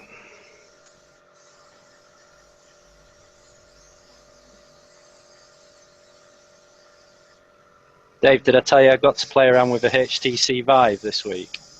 Yeah, you did. Were you playing the archery game? Yeah, it was amazing. I've looked at, because you put it on Facebook. Yeah. I looked at the review of it. I watched the video you were. Yeah, yeah. It looks like, I don't know. Yeah, it looks really good. It was fun. It was like I was saying, it really immersive, and at times I thought I was going to topple off the edge of the parapets. It's really clever because if you get too close, so where I was playing it, they'd marked out on the floor with tape the area that had been programmed into the Vive, and so anytime in the virtual world that I walked close to that tape, an invisible wall, like a see-through wall, would suddenly appear in front of me, so I knew I'd reached the limits of the playing area, so I needed to back off a little bit. Ah, very clever. Yeah. So if you had it in your living room, you wouldn't be tripping over your sofa and stuff like that, because you'd like a virtual wall to stop you. The thing I enjoyed about the Wii was the chance that you can get away with hitting kids when you're playing tennis.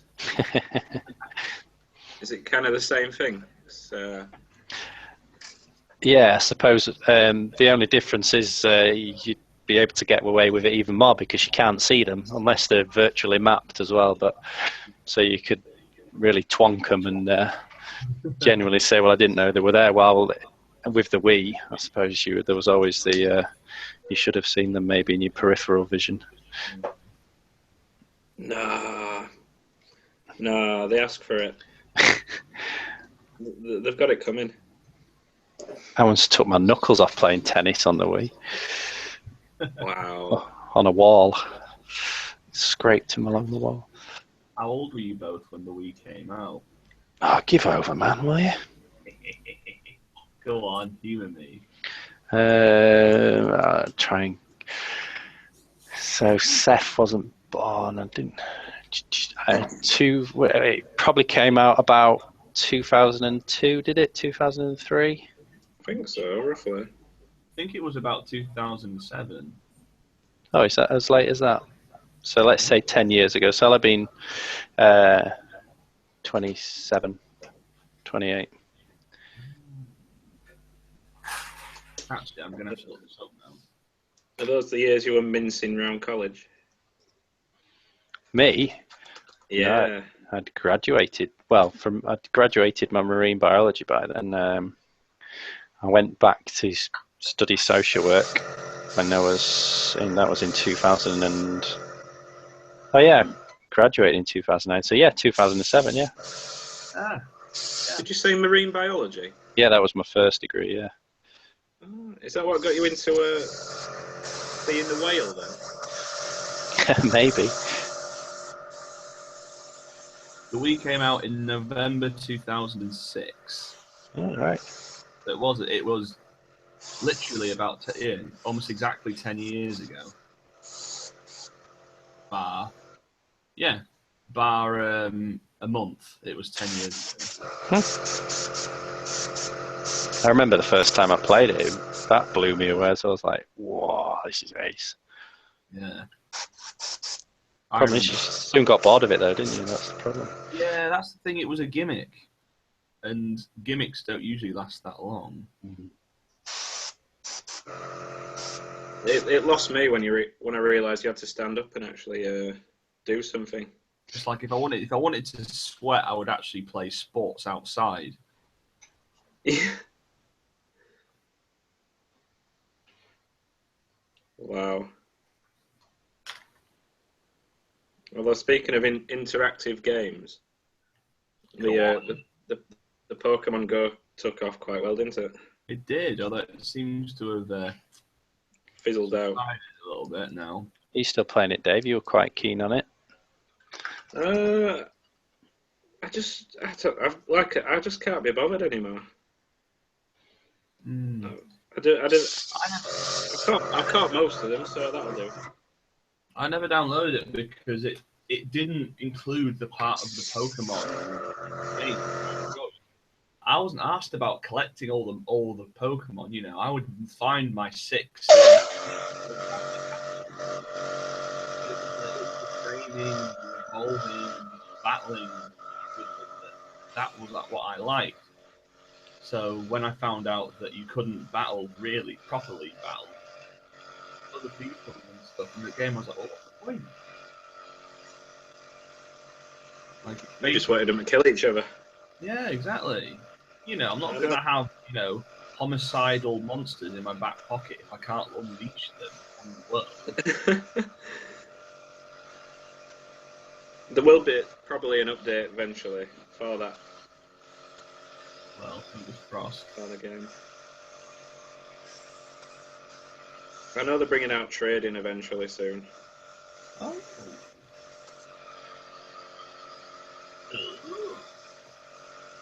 So that'd be interesting. Might be. But like you say, yeah, you know, it's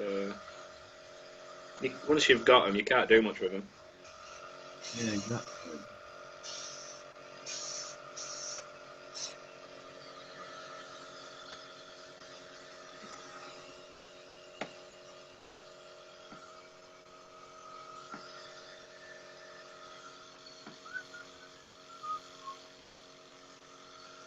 Do you have good feedback on your sculpts then, pretty much? Me? Yeah. Yeah, generally. Like, there are a few people who comment that they're quite rough and they look unfinished and stuff. But I think I'm getting a bit more practice and a bit more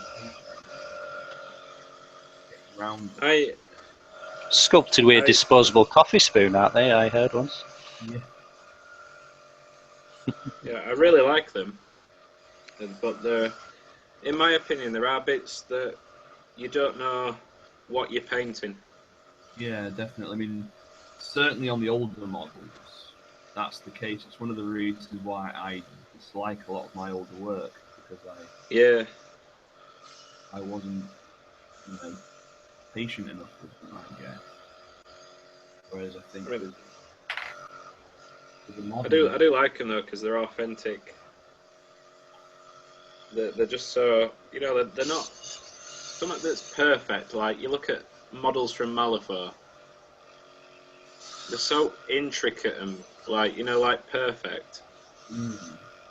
But with these, they're like, I don't know, they're just like little. They are a treat to work on. I love these models. Oh, thank you.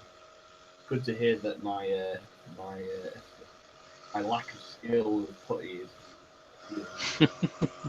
No, I don't think it's a lack of skill. It's your own little take on things. Yeah, maybe. I do think there's a lot of skill here. I do think there are sculptors out there who get too obsessed with the perfection of everything to the point where the models can look very stale. Yeah. Well, this is it. These models, they have a definite art style. You can tell that they're Arcworld models. You know, there's a style to it. Whereas if you're going for like anatomical, 100% anatomically correct, perfect, then it just you can't tell who it was sculpted by, sort of thing. It's not. There's no sort of character or artistic style there, Yeah, it's kind of like it's a blessing and a curse in a way, because on the one hand, it's good because people instantly recognise my work, and there are people who are fans of my work because it is so interesting. But on the downside, it means that Arcworlde models are very difficult to put in other games because they are so distinctive. They don't really gel well with any of the other ranges. Yeah. I think probably lose me a lot of sales because they're a bit bigger scale and the style is very pronounced. So I don't know. No, I think I choose them because they are so unique. That's good. Like if I'm playing Dungeons and Dragons, I'll be like, yeah, look at that. It's a Huntley. You know, it's not a Games Workshop or a Weird.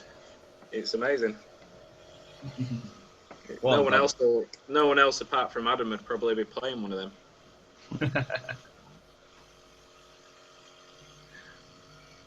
Got taste. Yeah, that's it. It's taste.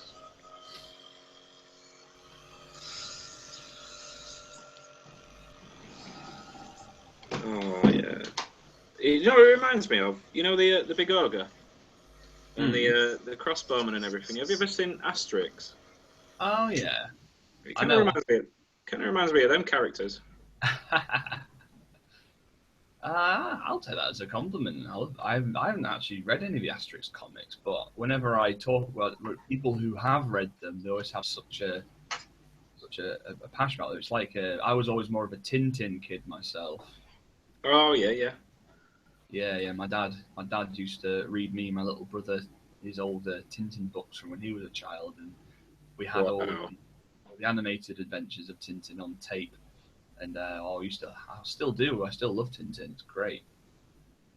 Have you seen the newest the remake of the film they've made? Yeah, that was really good. I really enjoyed that. It was weird because I wasn't sure how the style would work, because obviously Hergé's illustration style is so distinctive and so wonderful. And when I found they were doing it with CGI, I was like, how is this going to work? But amazingly, they actually made the characters almost come to life and look like real people, but they still look like the cartoon characters. It was amazing. Amazing, yeah, it was really good.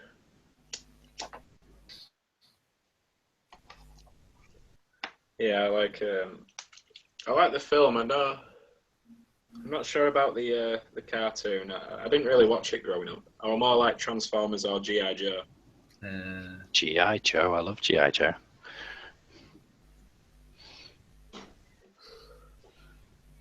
We're having this discussion at work about old cartoons we used to watch as children. No one can remember Poddington Peas. Down at the bottom of the garden, The Poddington Peas. with all the birds and the bees, there's a lot of little people called the Poddington Peas. The Poddington Peas. I don't remember them. Do you remember? I'm gonna say, like, how old were you when you watched the bloody Poddington Peas? Because I must have been about 5. I'm not sure, but the oldest one I can remember, and no one knows it. It's called Johnson and Friends. Johnson and Friends. It's about like Toy Story, how they're all toys. Yeah. It's kind of like that. It's set in a kid's bedroom, and there's a pink elephant stuffed doll. There's a monster truck, a water bottle, and an accordion. Oh. And they all sort of come to life, and they all have adventures around this kid's room. Or something, but it's really old, and no one knows it.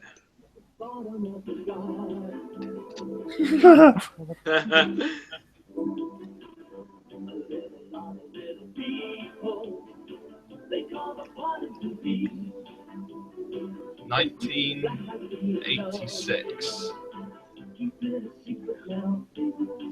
Wow. So I was 10. I wasn't even born. There you go. Treat for you. You were just watching the reruns. We were the cool kids. Seen the original. You weren't there, man. You weren't there, man. You needed to be there. He sat in a wheelchair with an eye patch. You weren't there. I bled for the Poddington Peas.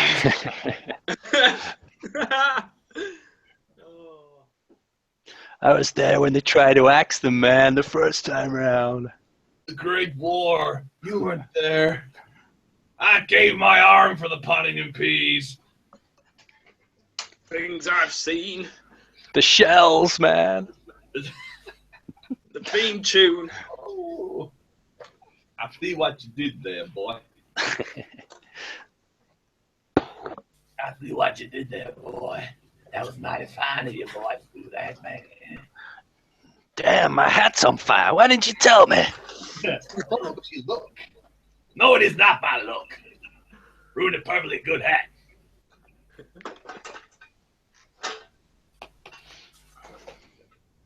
What's the hat on fire reference from? Mighty Bush. Mighty Bush. Oh, it's the jazz guy, isn't it? Yeah, Spirit of Jazz. Jazz. One of my. There's actually an art. There's a. You know, in the Arcworlde book, there's the Bayok witch doctor. Oh yeah. Yeah, he has. There are 2 Bush references in that character alone. Eels. Yeah. He has a spell called Eels, which is from one of the episodes, and also in the part of the book where it has alternate paint schemes. All right. Oh yeah. He is the Spirit of Jazz in that one. Skull painted face and stuff. I'm like, oh, the Spirit of Jazz, boy. Because I imagine Ayok Sham talking in that kind of American drawl, kind of raspy American drawl. Well, now what we got here? Got himself a little boy. I'm gonna put myself inside you. Have a rummage around. I'm gonna wear you like a glove.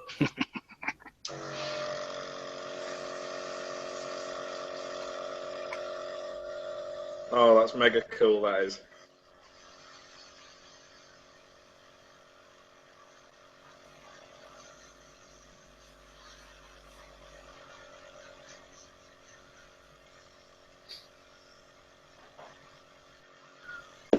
That's amazing. You'll have to sculpt some, Adam, you'll have to get the sculpt some fire coming out of his hat.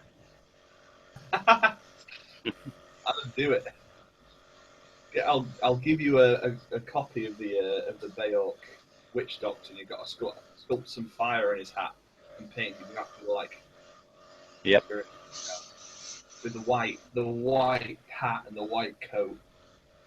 Could just do an entire Bolo themed, not but Mighty Boosh themed Arcworlde warband, and could have Bolo and Bolo as the forest troll. Yeah.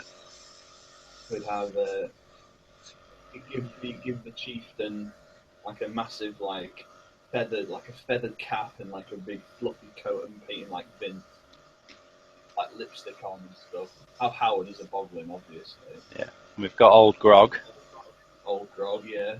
Need to sculpt him a mangina. I'm Old Grog. I'm Old Grog. I'm Old Grog. You ever drink Baileys from a shoe? Ever drink Bailey from our shoe? Oh, who else could we put in? Who would in the movie? You got to have like, one of the pirates as the Hitcher. Yeah. Or you could have like, do you know like the one of the bilge rats? Yeah. Or something as like, I don't know. Oh, there's so many possibilities. Oh, so many possibilities. I'm a crack fox. I'm a crack fox. Yeah, do a bilge rat as the crack fox. Yeah. Gonna take you home and hurt you. So many. What's your favorite Boosh episode? Oh, how can you ask me such a thing? I think one of my favourites has to be the one with Rudy Van der Sario and Spider Dijon. What's it called? Journey for Search for the New Sound or something, I think the episode's called. Oh, yeah. Great song. What are my other favourites? Yeah, there's only one episode that I really don't like out of all of them, and it's the one that it just creeps me out, and that's the Tale of Milky Joe. I like that one. I like that one. With a brand new car. It's amazing. Nah. Just speaks. It does. I just don't like it. I don't like it. It's the only episode I don't like. Isolation. That is a really good song. That is a really good song. Although, all right, here's a question, boys. What's your favourite Boosh song? Call of the Yeti. Ah, nice. I don't know, because I like... Oh, nowhere to go. Do you love me? like Stop playing those love games with me. Do you love me? I know what to do, 'cause you need to love a lot. Come on now.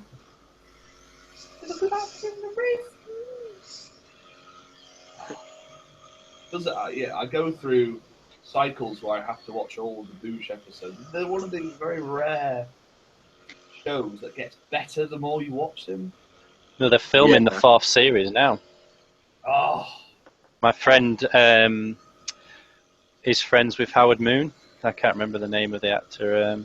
Julian Claret. Yeah, so he's like a friend of the family and stuff. So he was at a party, family party, earlier in the year, and they were speaking to him. Said that he was filming the new series as they spoke.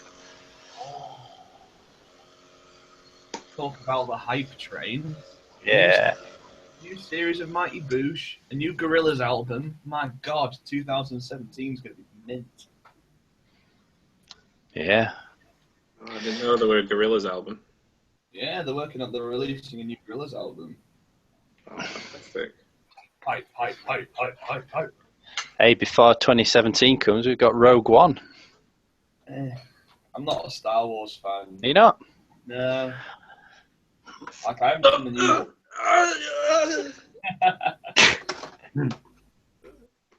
I don't dislike Star Wars. A little piece of Dave just died then, didn't it? Oh, you're killing me. I'm ever so slight Star Wars fan. Yeah. I only have the 2 outfits. I have my Jedi outfit and my Darth Vader outfit. And that counts as slight.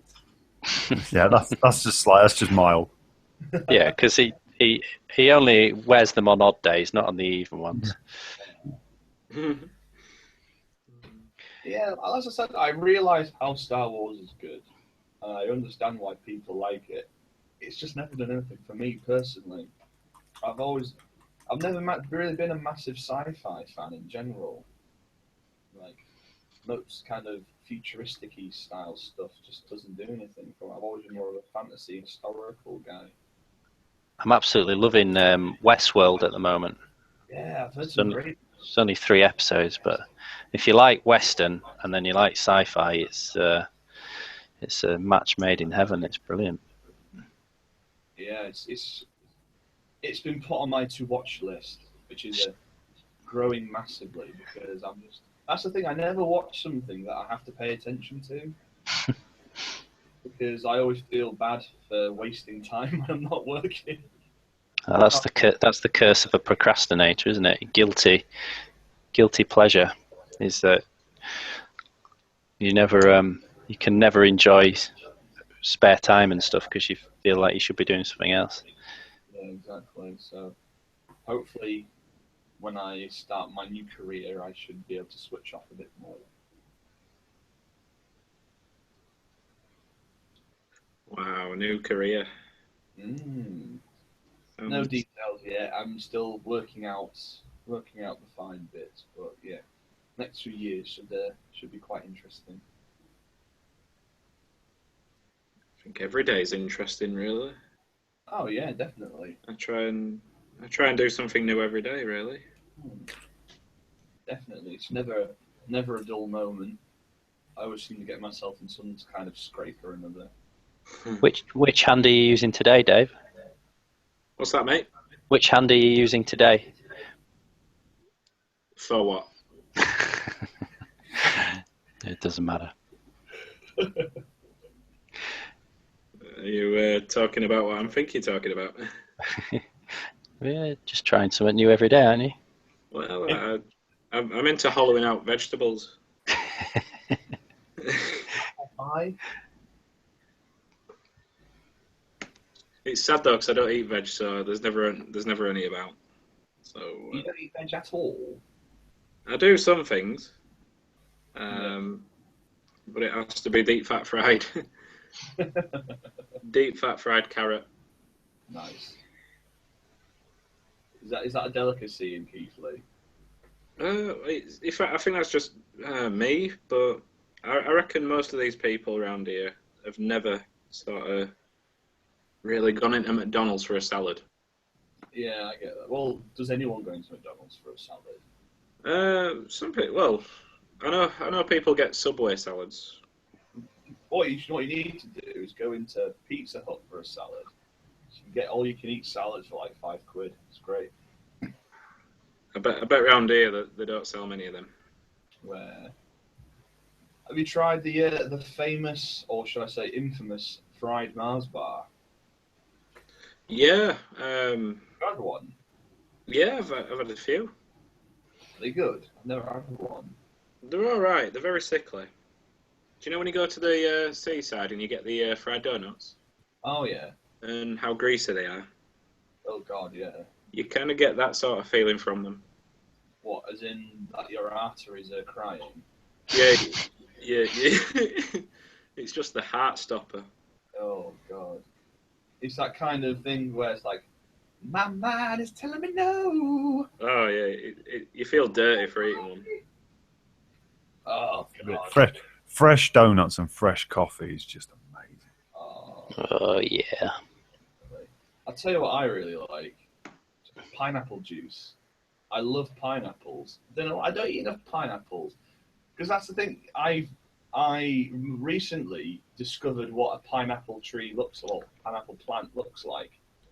It's so weird because up until that point, I'd never even considered like where do pineapples actually come from, and they kind of look like aloe vera trees. Mm. Aloe vera is like it's this big spiky bush, and then just the pineapple just sticking out of the top. It's quite amazing how they grow them, though, isn't it? They just chop the pineapple off and replant the green leaves, and then it grows into a new pineapple again. Absolutely mad. That's crazy.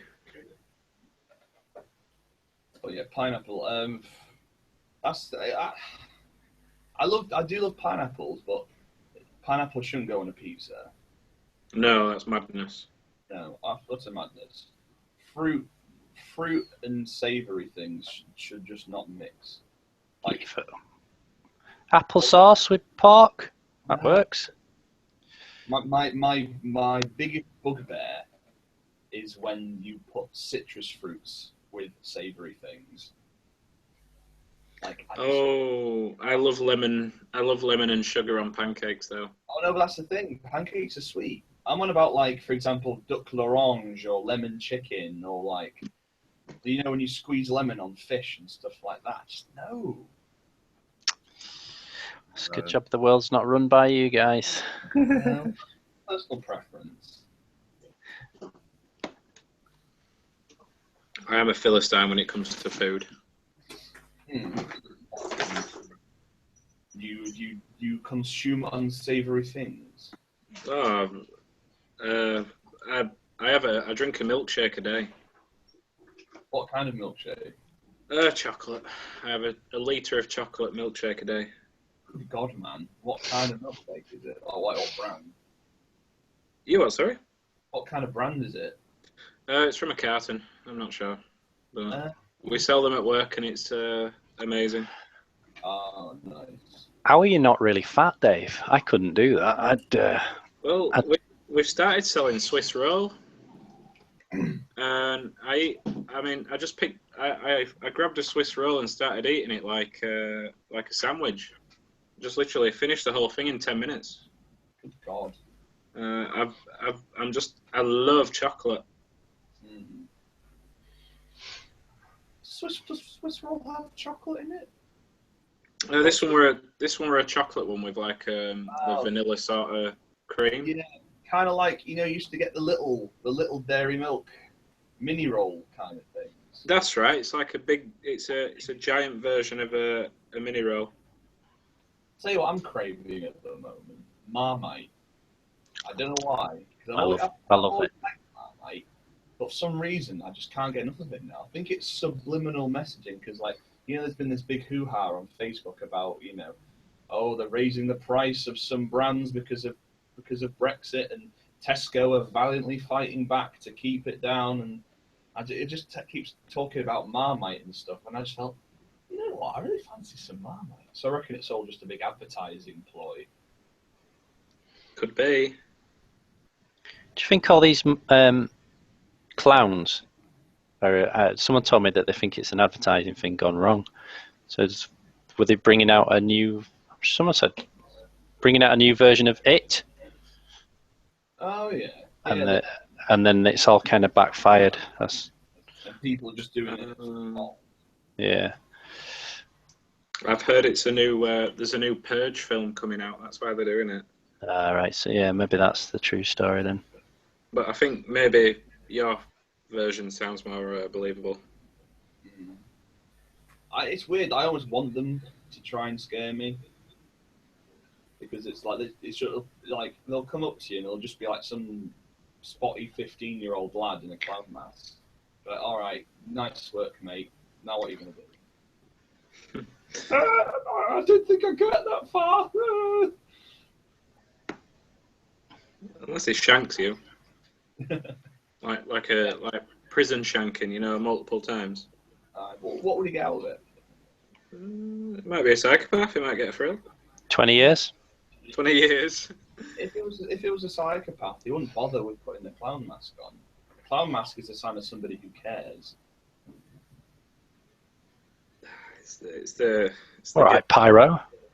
I think if I were a murderer, I'd wear a mask for intimidation, like the old hockey mask or something. Oh, no, it's fine. You just got to carry around one of those Irish shillelaghs. You know, the kind of the wooden sticks with the big club on the end. Oh yeah. Yeah. Because I always used to. Well, my friend's dad always used to have one, and it was above his fireplace. And he goes, "Oh yeah, I got that when I was in Ireland," and I was like, well, "What is it?" He goes, "Oh, it's a shillelagh," and I never knew what one was before. And I looked it up, and it's one of those stupid Irish words that has far too many vowels in than it needs to. Like it's like shillelagh. But yeah, like Never heard of it. Yeah, it's like a traditional Irish weapon, like a tribal weapon, like because it's used as a walking stick, so it's not seen as like an offensive weapon that you're carrying around, but it's like strong oak, it's like shaft with like a lead ball on the end, or like a weighted club on the end, so you can use it in self-defense as well as like a practical tool. Have you seen Gangs of New York, Adam? Yeah, love it. He has one of them. Right. Most of them have them, actually. In fact, Mad Eye Muldoon has a shillelagh. The model Mad Eye. Yeah. Yeah. That's where I got the idea from. Ah. We're learning so much. Yeah.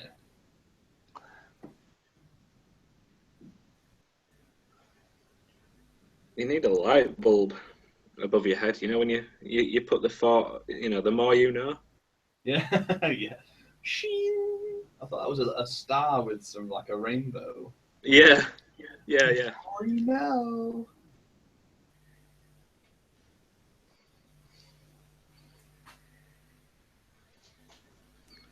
I can't believe you've been online for 2 hours already. Have we? Bloody hell. Oh, your pants are looking suave.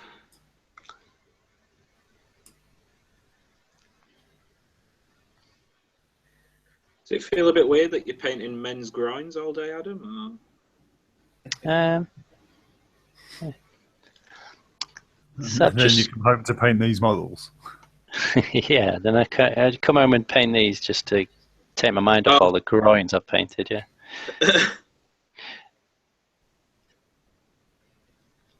Well, you're implying that he paints exclusively groins. So he leaves the rest of the model not even primed, it's just bare metal or resin. But every groin is beautifully rendered. That's the only bit anybody looks at on a model, isn't it? That's the focal point.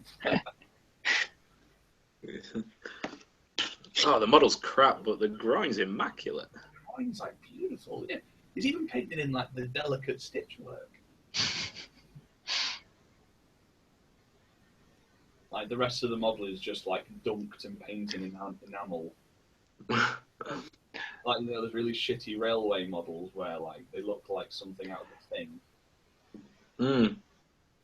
But the groin, beautiful. It looks like an old master's painting.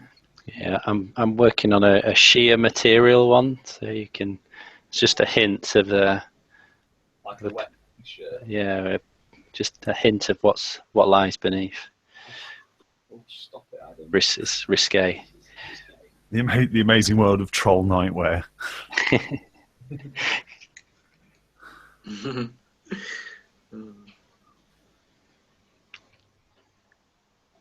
Is Jacko with us tonight? He's not. I haven't seen him. We've got Adam Reeve has joined us. I'm surprised Adam's got time to join us. He'll be painting all his Drop Fleet Commander. He's a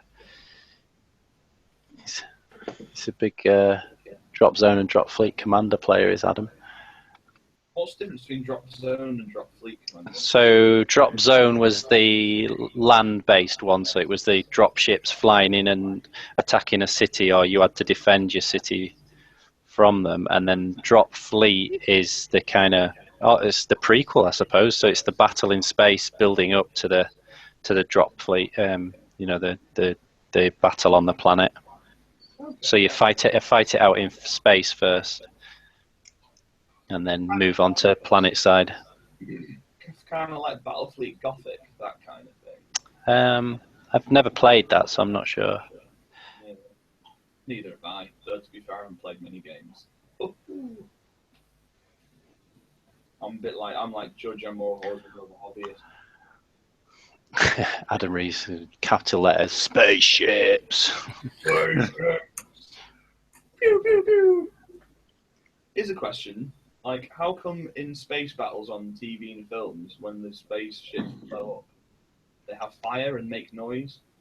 Or in space, there's no oxygen, so there wouldn't be any fire, and there wouldn't be any noise because it's a vacuum. So, can no one hear you scream? Yeah, literally. It's cinematic. If have you ever? Do you watch Firefly? I do not. Don't even talk to me about Firefly. I'm still scared. No, they stick to those rules quite strictly. How if there's an explosion, there's no fire. There's also no sound to them being blown up either. Definitely. Adam, why don't you like Firefly? I do. Just talk to me about it. How come? Because we'll never see it ever again. Well, they made a film, Serenity. Yeah, I know. It's not all that bad, man. Every so often, someone will put a post on that appears on my wall in Facebook, and it say, "Finally, they're making Firefly," and you click on it, and it happens to me every year, and my heart jumps out of my chest like, "Yes! Oh my god! Oh my god!" And I click on it, and it's like a trick. It's like, no. At least it's better than the kind of fan art where two of the characters are canoodling on some kind of stupid spaceship. I mean, that kind of, those people on DeviantArt who just draw weird, like almost pornographic fan art of characters and stuff like that. Like, I don't get why people do that. I've never seen that. Never seen that. Obviously, you have gone into the deep web. Tempted to do it for Arcworlde though now. Yeah. They call it shipping. Shipping. Like in fan fiction, or when the fandom of a series want two of the characters to like get together, like sexually. So like let's take for example, Harry Potter, and there would be, let's say, Harry and Luke And Professor Snape. Yeah. There would be some people who would be like, "Oh my god, it'd be so amazing if Harry and Professor Snape got together," and then they would go on, they're trying to write all this fan fiction and ship them together, and it's really, really weird. It's really weird.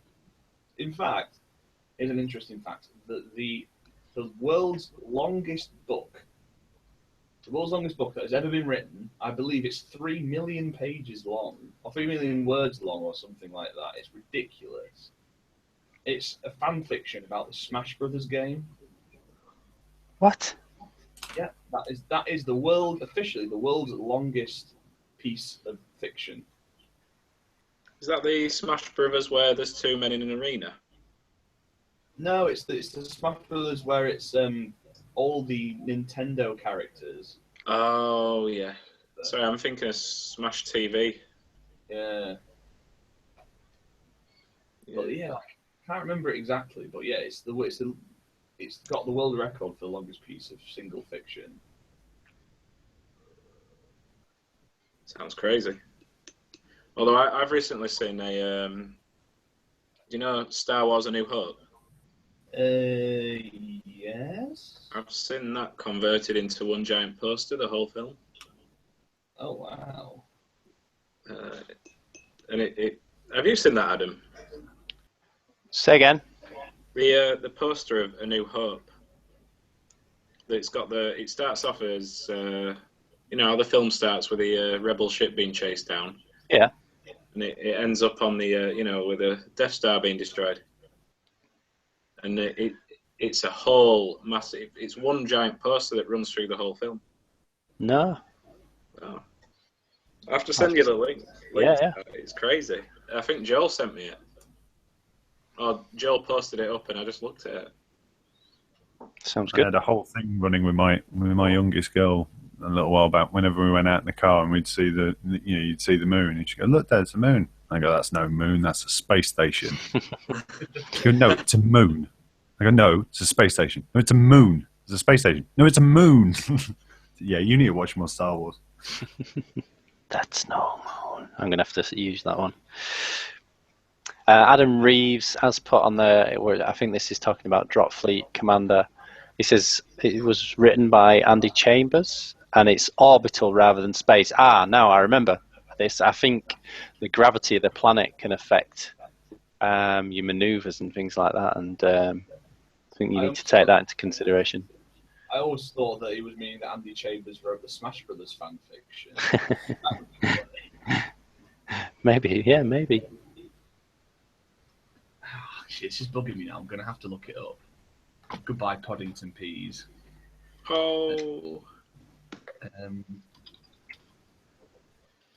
Piece of fiction. There we go. The world's longest work of fiction ever written was it's the Subspace Emissaries World's Conquest, and it's a Super Smash Brothers work in progress fan fiction. As of July, the fiction is 3,548,615 words long.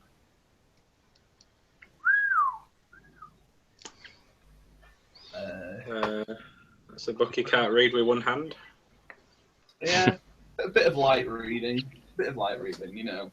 That should last you a week in the Maldives. What's the best thing you've read this year?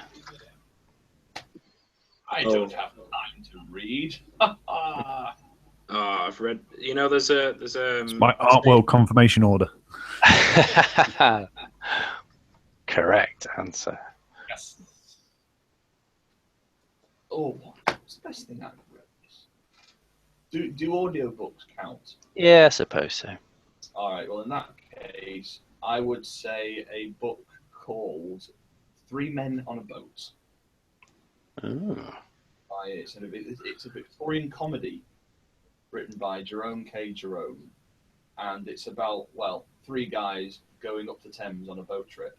So it's like snakes on a plane. Yeah, essentially, but they've got a fox terrier instead of loads of snakes. But it's like it's really, really funny because a lot of the situations that they get themselves in, they could be transposed onto any lad's holiday at all. Like about them, you know, sleeping in and missing their train, and like trying to organise everything and trying to pack everything, and it's all going tits up and stuff like that, and them arguing and bickering about everything. It's just like, oh my god, this would be like, you could just imagine this with a load of meatheads in Magaluf, just doing the exact same stuff, but it's all written in very flowery prose. It's great. It's a genuinely funny book. That sounds good. It's good. I think I've mentioned it before. I've read Ready Player One. Oh yeah, you were telling me about that. Steven Spielberg's going to be making a film of it in 2018, I think. But yeah, it's amazing. Loved it. It's very appropriate that it's coming out soon as well, because it's all set in a virtual world. Well, it flicks between both. It follows a young lad who's so in the future there's I think he's supposed to be a bit like Bill Gates or the Apple guy, and he's invented this virtual world called the Oasis, and it's become so popular, and it's open source and free, that everyone on the planet just about uses it, and it's used. Schools use it, so everyone goes to school in it rather than to a physical school, and you can do anything in there. You can build your own planet, and there's planets. There's like an 80s retro feel to the book, so there's like loads of planets dedicated to whatever, disco, and there's a planet dedicated to retro gaming, or there might be a Golden Axe planet, or a Dungeons and Dragons planet. In fact, in the game that he does visit a planet that's got some Dungeons and Dragons, actual dungeons in it, and this guy dies, this billionaire. He's the richest man on the planet, because everyone uses it. All companies base themselves in it, and it's so realistic. You can live life in there. And he dies and leaves this Easter egg treasure hunt within the Oasis, and whoever finds it will inherit his fortune, because he didn't have any children. It's a bit like Willy Wonka, and and it follows the story of this. Well, it's set like. And then it jumps forwards like 5 years, and no one's found any clues. People are starting to give up, because they think, it must be a con. And there's still people dedicated and still trying to find all the clues. Because he was obsessed with the 80s, was this guy. So to become, they call the hunters, to find the clues, you've got to be obsessed with the 80s, so you've got to play all the 80s video retro games, watch all the films from the 80s, play all the 80s board games, and this young lad, he's the first one to find it, and he gets he becomes world famous. Well, his avatar does. Nobody knows who he is in real life, and obviously there are a lot of people that would kill for this money, so people are trying to track him down in real life, and in the game people are bribing him, trying to get him to help them find the next clues and get them to the fortune. It's good. Wow, that sounds awesome. But there's like epic battles in there, because there's this corporation that you can, because it's quite a dystopian future as well, so everyone's really poor and there's a lot of poverty, but there's this really rich company that pays people to play the game to try and find the clues. So if you're if you've got no money, people tend to go work for these guys, but they've got to sign a contract that if they find the treasure, they've got to hand it over. And the true hunters hate these guys. And there's a scene in the book where there's this, because they've got thousands and thousands of troops looking for this, and there's a scene where the kind of geeks in the world all come together to try and help the hero of the story fight all these agents of this company. And they all turn up in as their avatars. So there's wizards, there's knights, there's soldiers, there's megazoids, there's Godzilla, there's everything there, just going for it. So what happens to the fuddy-duddies who don't enter the Oasis then? They just kind of mooch around in misery, or what? Yeah, it doesn't. Because all the mates have disappeared. They're just comatose. It doesn't go into that much. I think there are some people. I think just about everyone has access to it, because I think it's free. And there is quite a bit in the book that explores about the kind of lifestyles that people lead and the misery that it leads to, that people just live the entire life out there and eventually don't take care of their bodies and die and stuff.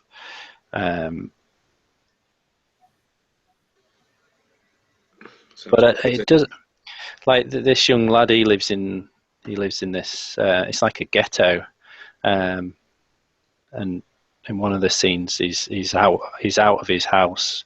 He has a little hiding place where he enters the oasis to go to school.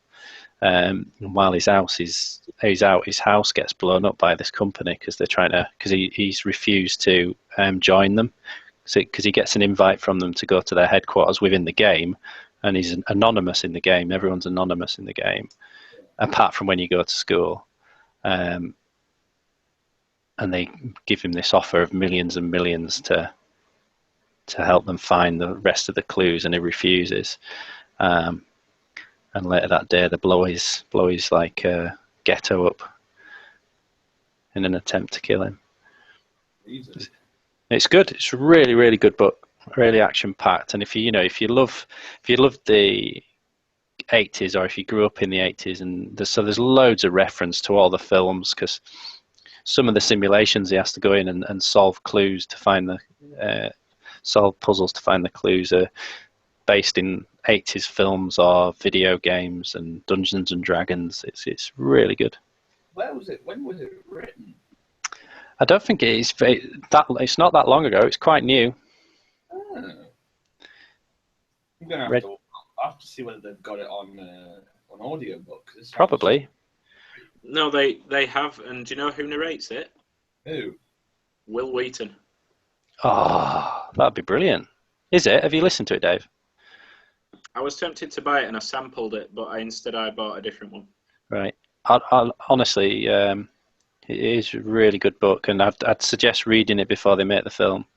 Well, if you like, not everyone likes it that way, but I like to read the book before I watch things. So, like, I read Game of Thrones before I watch it. And I'm going to say, like, this sounds like it would be rather a lot of inspiration for a certain project I have. Yeah, it would. Have you read The Painted Man? That one you gave me? Yeah. I haven't, mate. I'm looking at it now. It's right. It's on my bookshelf waiting to be read. Oh. I will do, so we can talk about it. Please, I need to talk about it. What is it? What's it about? It's about it centers around 3 characters mainly. Do you want me to read the spiel? It's right. It's right here. Yes, please. Sometimes there is very good reasons to be afraid of the dark.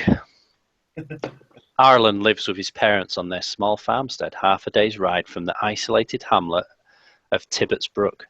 As dusk falls each evening, a mist rises from the ground, promising death to any foolish enough to brave the coming darkness. For hungry demons materialize from the vapors to feed, and as the shadows lengthen, humanity is forced to take shelter behind magical wards and pray their protection holds until the dawn. But when Arlen's world is shattered by the demon plague, he realizes that it is fear, rather than the monsters, which truly cripples humanity. Only by conquering their own terror can they ever hope to defeat the demons. Now Arlen must risk leaving the safety of his wards to discover a different path and offer humanity a last fleeting chance of survival. Oh. Sounds pretty deep. The Painted Man. Enter a world where darkness belongs to demons. The book is so easy to read, that is the book that first got me into reading. That book was Ground Zero. It's just so amazing. I'm on the 4th book of that now, Adam. Whoa! And they just keep getting better and better. So yeah, that's the best book I've read this year. Actually, the fourth book, The Skull Throne. Yeah. What about you, Judge? Books. Yeah, what have you read? Best book you've read this year?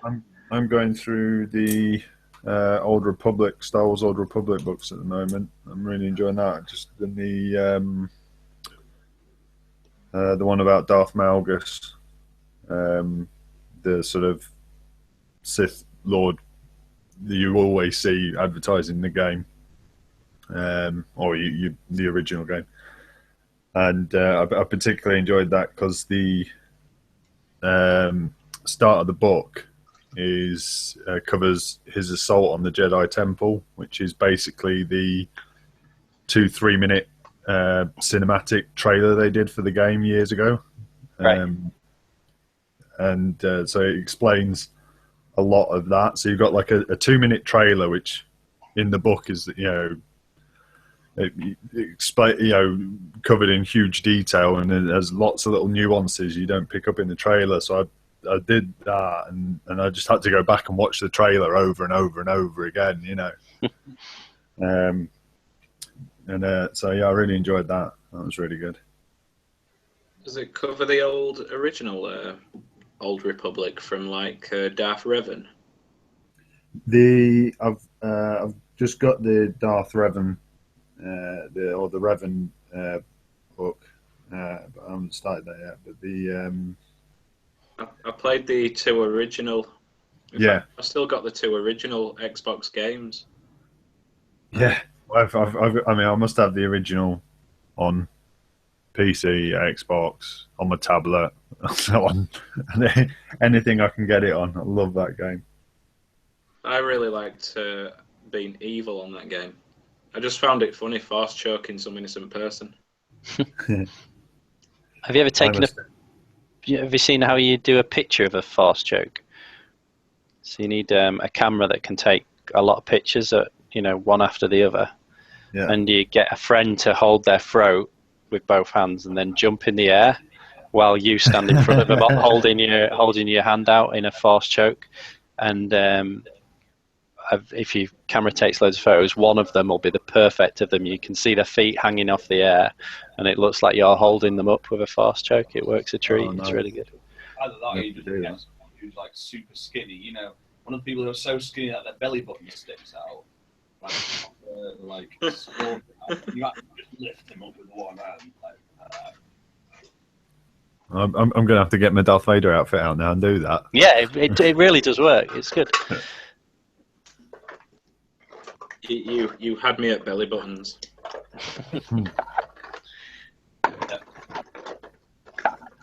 Flytrap Factory's here now. He says he's sorry he's late. How's the Kickstarter going, Flytrap? He's only got a couple of days left, I think, on his. Have you seen them? He's doing some Goblin pilots. Well, I think they've been suitable for 40k orc armies, or they're even a bit steampunky, I think.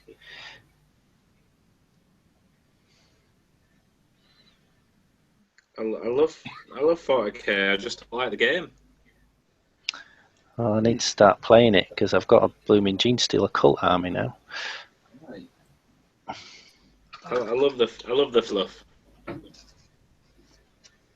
just too many games out there now. Yeah. This is the problem with a lot of these things: is you get to a sort of saturation point that you just don't know enough people to actually play these things, so you end up on your own sort of thing. At which point it's no good. It's good for adults because he's got children. Yeah, make them play. I've started. Outside? No, you'll stay inside and play with your toy soldiers. I've started buying enough stuff to introduce the game to people now, because I went for ages, getting into games and then having no one to play them. So you either sit there or you have to sell them, and then I'm not rich, but I've got enough money to sometimes buy into a game to buy 2 factions and start introducing people to it. So that's kind of what I did for in Arcworlde. Yeah, I think the next time if I ever do another project, for example, the dinosaur project I was talking about, I might just do it just for the models rather than come up with a game system for it. Because as you guys say, the market is so oversaturated with games that I think a lot of people are put off if they feel as if they have to use these models for a new game that they have to learn and stuff, rather than just having cool models just for having cool models. I buy models because they're cool. I think they make amazing ornament sort of centerpieces, especially if they're painted properly, like Adam's Giant. It's always front and center in my cabinet. Rombald. Yeah, it's always a conversation starter. Good. That leads me on to another question, gents. How do you tell people about your miniature hobby, and if so, how do you explain it to normies? So people, how do you explain the concept To muggles? To muggles, yeah. Depends on the game. It depends who it is as well. You know, like I do occasionally. Like if in the office the subject gets onto hobbies and or maybe arts and craft, or even just what are you doing this weekend? So I think in my new job I've only been there a few weeks, but I think it came up there because someone said, "What are you doing this weekend?" And I said, "Oh, I'm doing a painting lesson for someone," and I had to explain what kind of painting lesson. And so they thought, "Oh, like oils or watercolors." Oh, when I say I'm a painter, everyone thinks I'm a painter and decorator. I've just rinsed me brushing my coffee. Hey, it's all part of the fun. I've told you this before, Judge, but I can't drink coffee at this time. I don't know how you do it. Don't know how you do it. No trouble. Sorry, Dave. What were you saying? He's a web designer. He's basically half caffeine. Yeah. Flytrap actually, it's Grot Airship Pirates. So sorry, Flytrap, I didn't describe it very well, did I? Steampunk Gretchen pilots, I think I said. Yeah. Sounds cool. What was that? Do you know what comes in models and what I do for sort of fun? I tend to get my phone out and I'll show them pictures, and I'll be like, "Look at that," and then I'll sort of say, "Right, this guy." It's like like the old films where they're planning like a bank job and they always have the salt pot. A heist. Yeah, and it's like you go to the rock.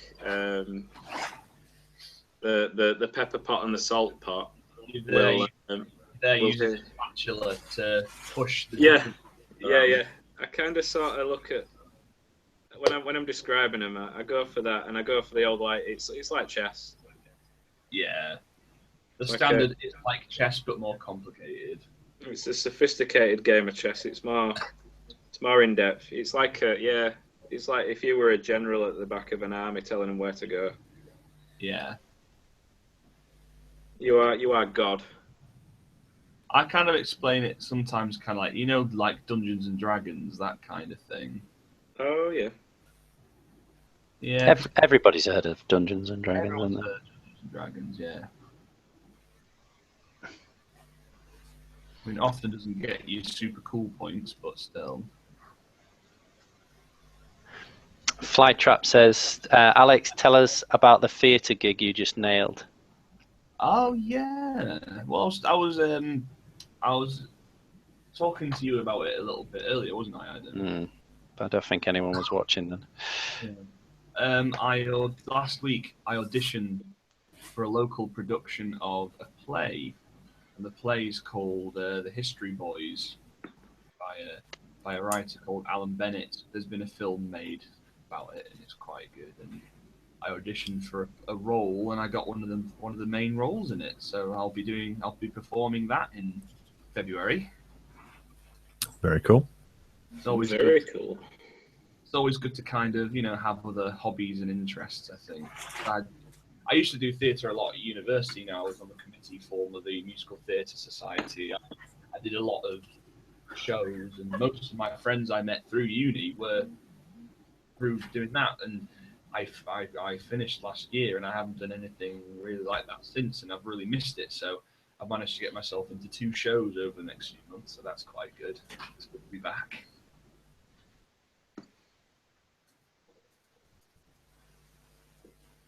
How's the MMA fighting going? I think we must have got distracted earlier because I think I asked you, but I don't remember the answer. Or maybe I wasn't listening. I don't.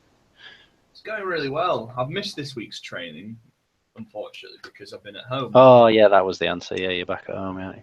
But no, I'm really, really enjoying it. I mean, it's I think it'll take a while to get used to because last week I proper twisted my back and I've been hobbling around like an old man for the past few days. So, but other than that, it's going really, really well, and I'm really enjoying it. It's good. It's good to finally find a sport I think I can get into. I've never really been sport. I was always that kid who wanted to stay inside and draw rather than go out and play sports. So it's quite good to found something I feel as if I can get into.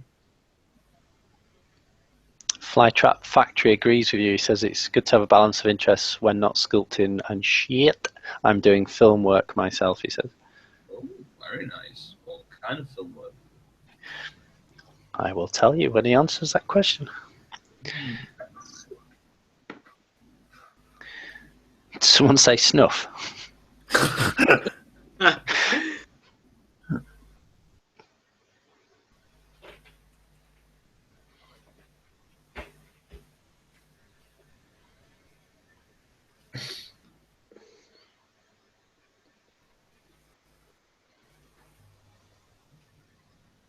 Oh yeah, he's ex-Weta. He used to work for Weta Workshop. Set and prop design he's doing. Oh, nice. Wow, did he work on like Lord of the Rings and everything? I believe so. Yeah. God, that's amazing.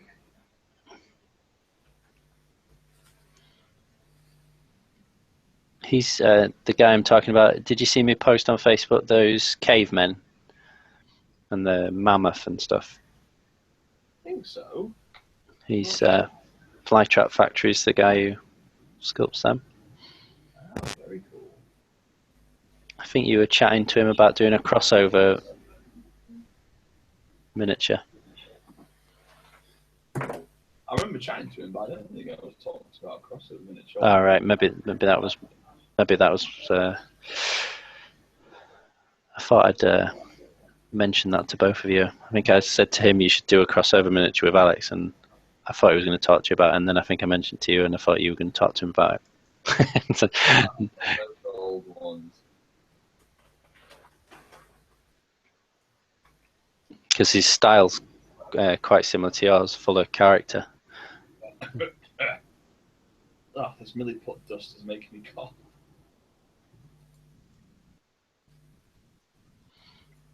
Is that in your snuff box? Aye. Could I borrow a bit of your snuff, please? It's not snuff, it's milliput dust. I'm addicted. Oh, I remember I was working at a cocktail party once, and I did snuff off the back of a hand of a midget. That was a good party.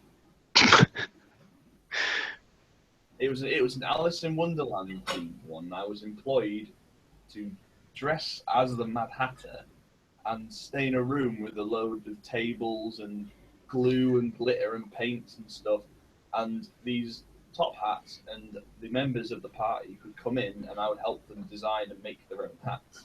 That was Brilliant. I paid for that. It was such a bizarre night, and they had Tweedledee and Tweedledum walking around giving people snuff, and two blokes who happened to be like little people. I was just like, "You're right there, lads." Like, "All right, mate, fancy some snuff?" And I was like, "Yeah, I'll go on then." What is snuff? Powdered tobacco. Yeah, it's ground up Ground tobacco. up tobacco, and you snort it through your nose, and it's got kind of like a menthol additive, and it helps clear your sinuses, and it gives you a bit of a head rush as well. Oh, that sounds crazy.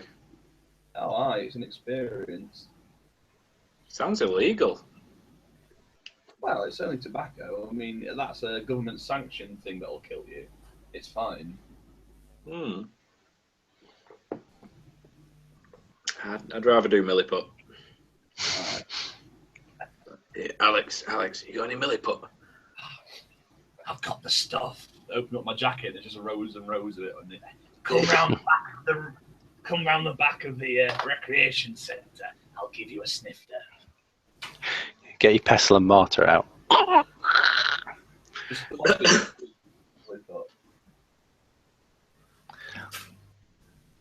Flytrap Factory says he's trying to get you to New Zealand, Alex.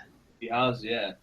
Which is something I would have absolutely loved to have done if Kickstarter had been as successful as the first one. However, I don't think I'll be doing travelling next year. Anyway, most of my spare funds probably have to go to pay for my master's course. So you've signed up for one? I haven't signed up for it yet because it's not going to start until September 2017. So I thought there's no point me doing it so soon. But there's a few open days next month which I'm going to go to and see whether I like the look of the course. So yeah, it should be interesting. Come and study at Leeds. I'm not sure if Leeds actually does it. You know. All right. I'll have a look. What's the Polytechnic at Leeds like? Is it a good one? I think so, yeah. Yeah, because usually kind of red brick unis wouldn't do the course I wanted to do. Right. Does paint have a shelf life aside from drying out? I don't think so. I mean, there's some of the companies start to separate, but usually a good old shake and they're good to go again. Mm. I've got a black shade at the minute, and by Christ, it stinks. I don't know what the hell it is. It's army painter. Oh, it's a bit I don't know, odd. It's wrong. Just keep on breathing it in and it'll taste good eventually. Yeah. Leeds. Is it? What's the Leeds Polytechnic called? Leeds Beckett. Leeds Beckett.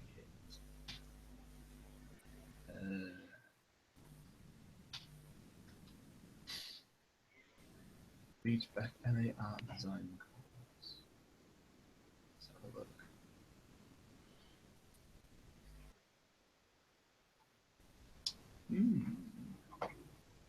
They do an art and design course, but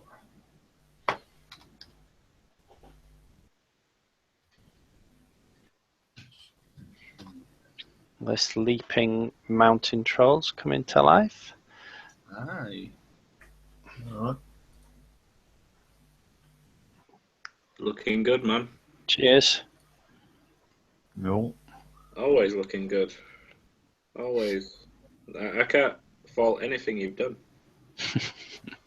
Thanks, Dave.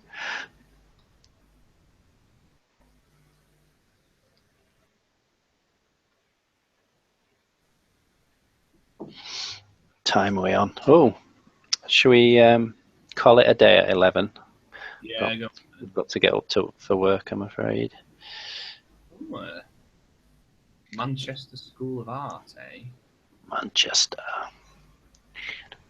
All right, kids. All right.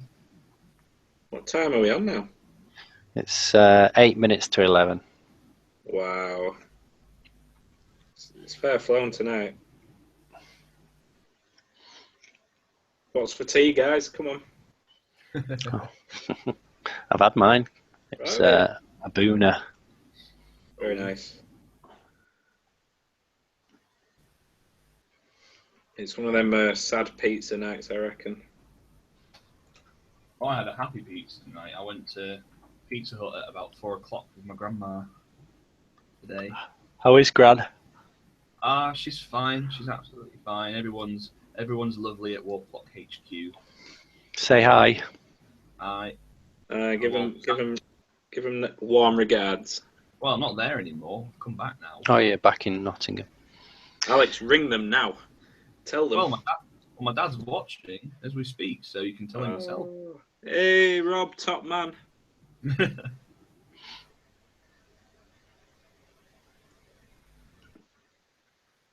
We'll see them soon at Leeds. Is Gran coming to Leeds again? I don't think so this year.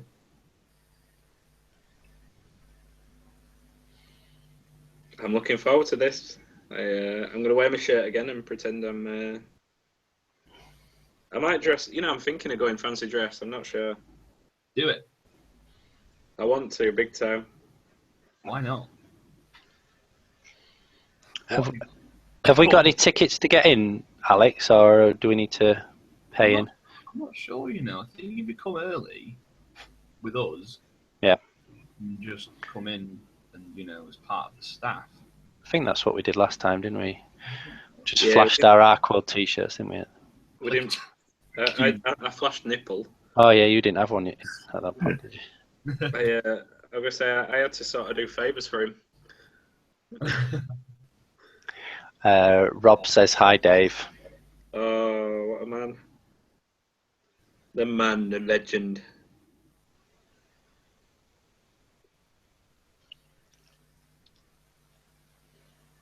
That's one of the things that stuck out for me that day. The hospitality of the Huntleys. They even brought sandwiches. Do you remember that? Yeah. My mum's on the ball. She is.